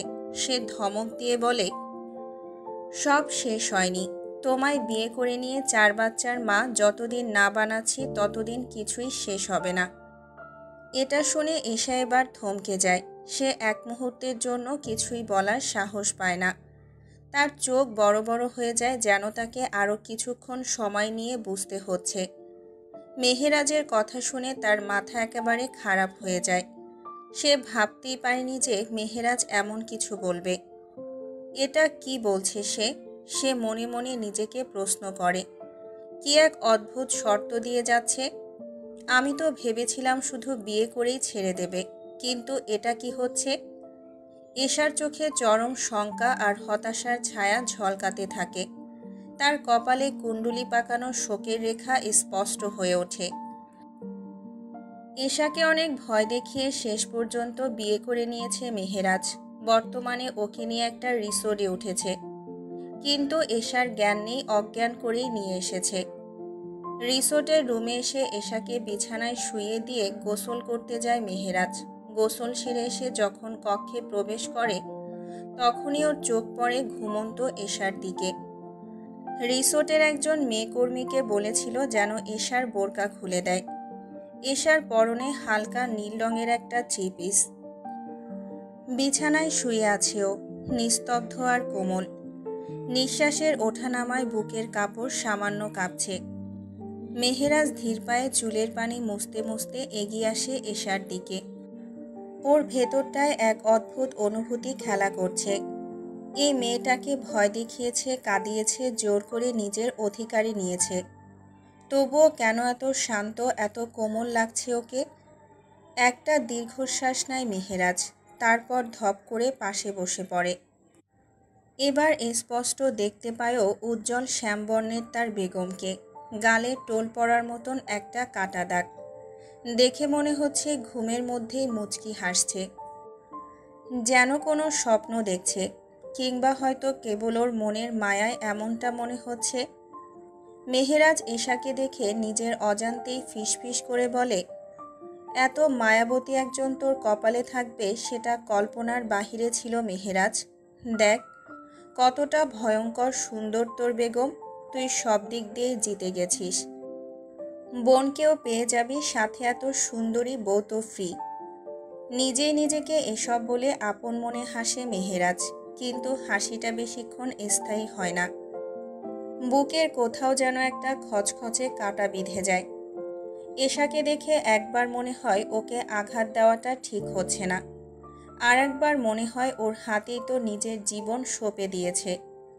অতপর কি একটা মনে করে ঠোঁট কামড়ে হেসে নিজের ফোনটা হাতে নিয়ে এশার পাশে বসে। এশার পাশে বসে কিছু মুহূর্ত ওর দিকে একদৃষ্টিতে তাকিয়ে থাকে, তারপর মলিন গলায় বলে, মাফ করো, আমি চাই না কখনোই কোনো নারীকে অসম্মান করতে, কিন্তু এটা করতেই হবে। সেই মুহূর্তে এশার হাত মৃদু কেঁপে ওঠে। মেহেরাজের বুকের ভেতর ধক করে ওঠে। এশা কি জেগে গেল? ও কিছুক্ষণ স্থির হয়ে বসে থাকে। না, এশা এখনো গভীর ঘুমে, কিন্তু মেহেরাজের হাত কাঁপতে শুরু করেছে। মনে হচ্ছে কোনো অজানা এক ভয় ওকে জড়িয়ে ধরেছে। এশাকে আঘাত দিতে গিয়ে কেন যেন নিজেই আঘাত পাচ্ছে মেহেরাজ। মেহেরাজ কাঁপা হাতে এশার শরীর থেকে আলতো করে কামিজ সরিয়ে নেয়, অতপর কিছু ছবি তুলে নেয়। ছবি তোলা শেষ হতেই সাথে সাথে এশার জামা ঠিক করে দেয়। নিজের উপর ঘৃণা লাগছে মেহেরাজের এসব করতে, কিন্তু এটাই একমাত্র পথ এহসানকে থামানোর, নয়তো এহসান ওকে এই দুনিয়ায় থাকতে দেবে না। মেহেরাজ নিজের ফোন পাশে রেখে ধীরে ধীরে এগিয়ে যায় এশার দিকে, এবং ওকে ভালো করে খুঁটিয়ে খুঁটিয়ে দেখতে দেখতে ওর দিকে ঝুঁকতে থাকে। ঠিক তখনই এশার জ্ঞান ফেরে। চোখ খুলে মেহেরাজকে নিজের এত কাছে দেখে এশা কিছু মুহূর্ত চোখ বড় বড় করে তাকিয়ে থাকে ওর দিকে। তারপর কিছু বুঝে উঠতে না পেরে এক থাপ্পড় বসিয়ে দেয় মেহেরাজের গালে। অল্প চিৎকার করে বলে, আমার অনুমতি ছাড়া আমায় দেখার অধিকার কে দিল? নরম হাতের গরম থাপ্পড় খেয়ে মেহেরাজ এশার থেকে ছিটকে দূরে সরে যায়, আর নিজের গালে হাত বুলাতে বুলাতে বলে, ভালো করে বলতে পারতে না? এশা এসবে পাত্তা না দিয়ে যখন নিজের গায়ে ওড়না দেখতে পায় না, তখন বিশ্রীভাবে রেগে বলে, এই কাপুরুষের কাপুরুষ, আমার ওড়না কই? আমার বোরকা কেন খুলেছিস? এশার এমন গালাগালি শুনে মেহেরাজ বেশ চটে যায়। মেয়ে মানুষ হয়ে এত গালাগালি কেন করবে? সে তো ছেলে মানুষ হয়েও এত গালাগালি করে না। মেহেরাজ রেগে গিয়ে এশার হাত ধরে হেঁচকা টানে নিজের কাছে নিয়ে আসে আর বলে, আর একটা গালি দিলে তোমার সাথে আমার হয়ে যাবে কিছু একটা। আর তোমার বোরকা কেন? সব খোলার অধিকার পেয়ে গেছি আমি, বুঝেছ তুমি? এশা রেগে দাঁত চেপে বলে, বালের অধিকার পেয়েছ তুমি। জোর করে বিয়ে করেছিস, আমি এই বিয়ে মানি না। তুই আমায় কেন দেখলি বল?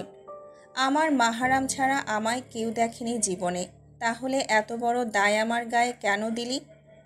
মেহেরাজ রেগে ফুঁসে উঠে বলে, তোমার মাহারামদের বড় মাহারাম আমি, তাই এত দায় একে দেওয়ার কিছুই নেই। আর একটা গালি দিলে মুখ ভেঙে দেব, অসভ্য মেয়ে। এশা মেহেরাজের চোখে চোখ রেখে বলে, তুই কি আমার মুখ ভেঙে দিবি?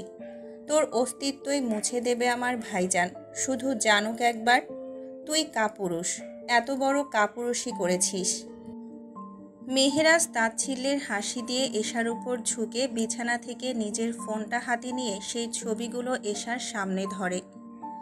এশার হাত পা কাঁপতে থাকে। যদিও ছবিগুলো অতটাও খারাপ না, তার বোরকা নেই, হালকা পেট দেখা যাচ্ছে, ওড়না নেই বুকে। এশার কাছে এর চেয়ে খারাপ কিছু হতে পারে না। এশা নিজের মুখ চেপে ধরে নিজের এমন অবস্থা দেখে। মেহেরাজ তাচ্ছিল্য করে বলে, মেয়ে, তোমার ভাইজান আসলে যদি যেতে চাও তো এই ছবিগুলো আমার সাথে সাথে আমার বিদেশি যত ফ্রেন্ড আছে তারাও দেখবে। আর মনে রেখো, সাথে সারা দেশও দেখবে। এশা নিজের মুখ চেপে ধরে চোখের পানি ছেড়ে দিয়ে শুধু হতভম্ব হয়ে একবার মেহেরাজের দিকে তাকায়, তো একবার নিজের ছবির দিকে।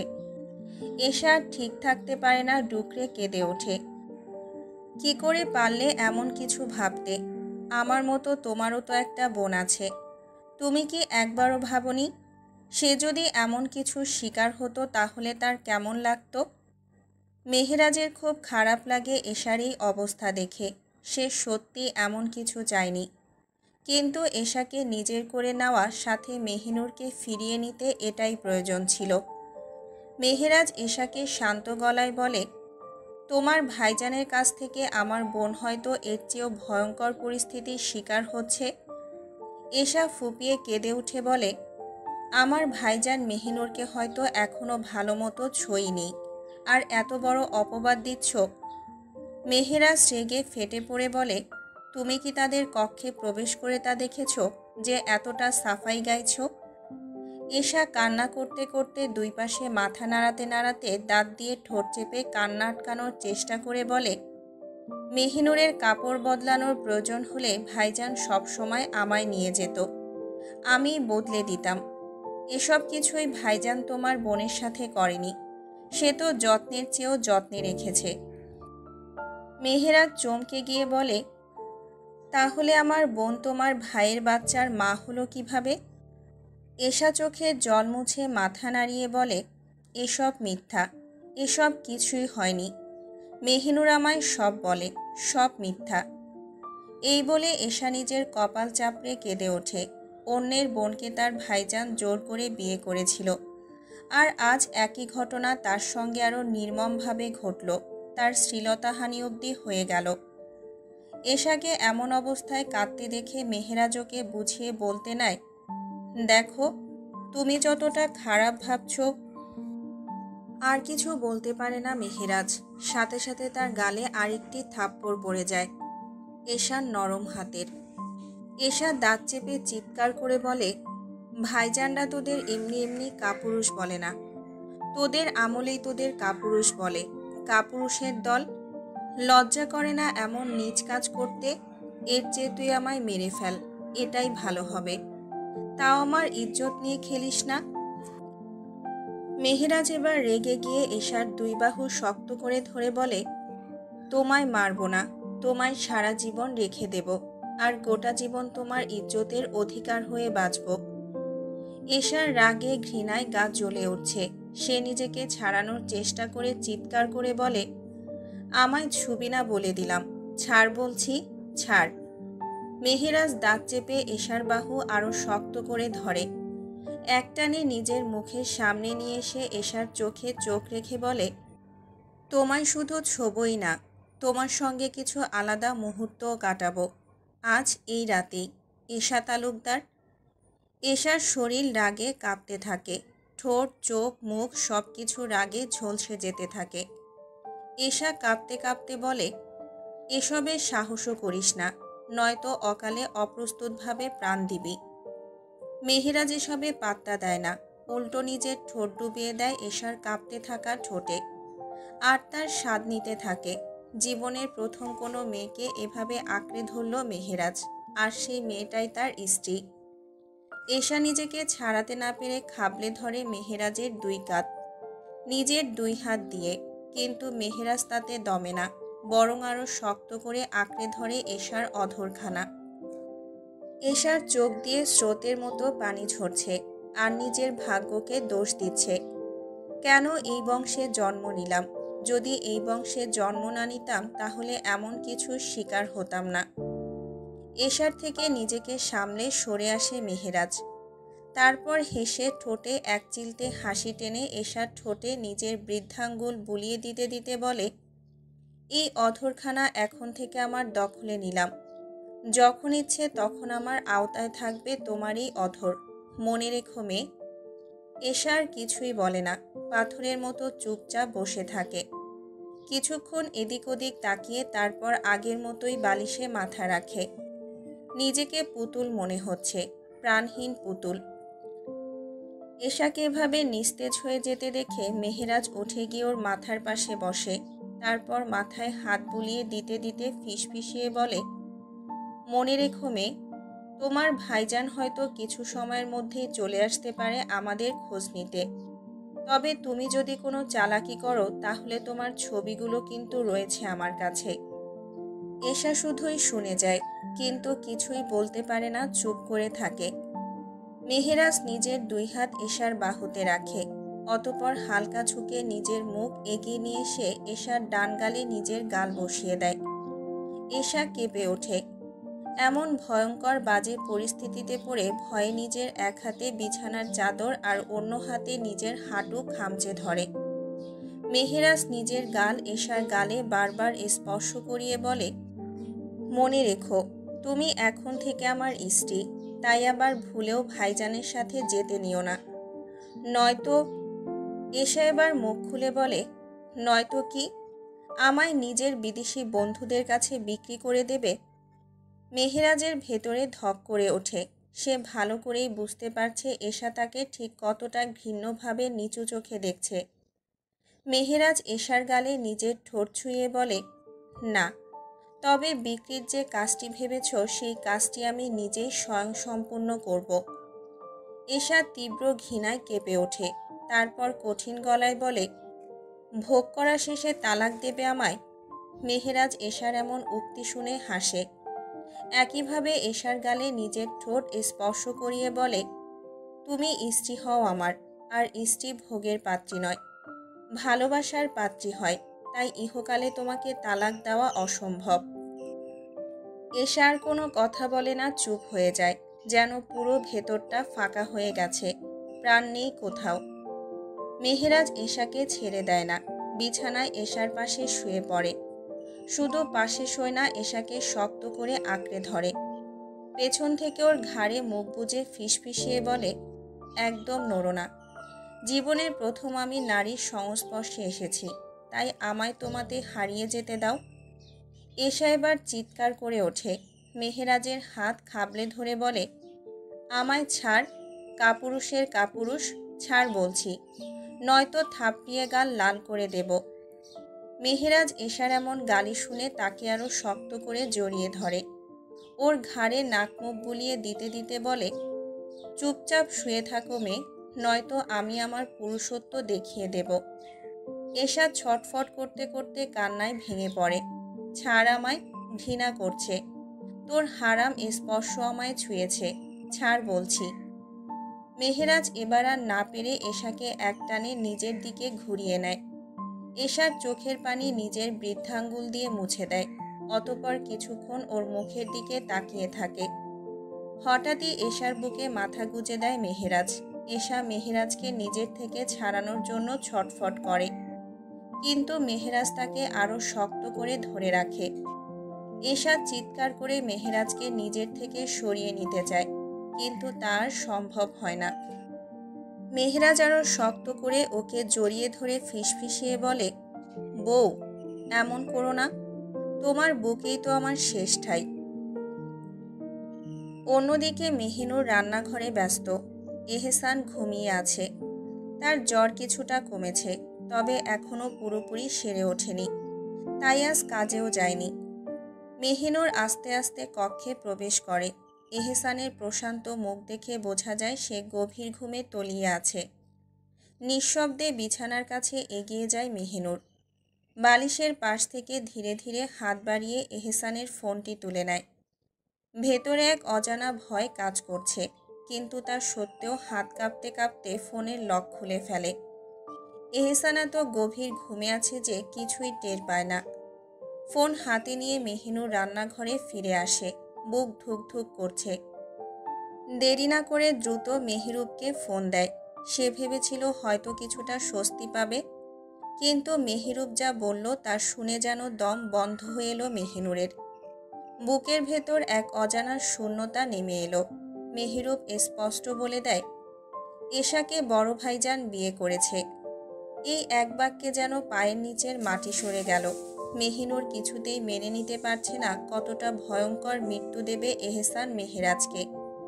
এহসান যদি জানতে পারে তাহলে কি করবে আল্লাহই জানেন। আর বেচারি এশার সাথেই বা কি ঘটল? জোর করে বিয়ে করা মানে যে কতটা যন্ত্রণা, কতটা নিঃস্ব হয়ে যাওয়া, কতটা ঘৃণা জমে যায় অন্তরের গহীনে মেহিনুর খুব ভালো করেই জানে। কিন্তু এখন বড় প্রশ্ন, এহসান কি বাঁচিয়ে রাখবে মেহেরাজকে যদি সত্যিটা জানতে পারে? মেহিনুরের সারা শরীর কাঁপতে থাকে, পায়ের নিচের জমিন যেন ধসে গেছে। চারপাশের পৃথিবী অন্ধকার হয়ে আসছে।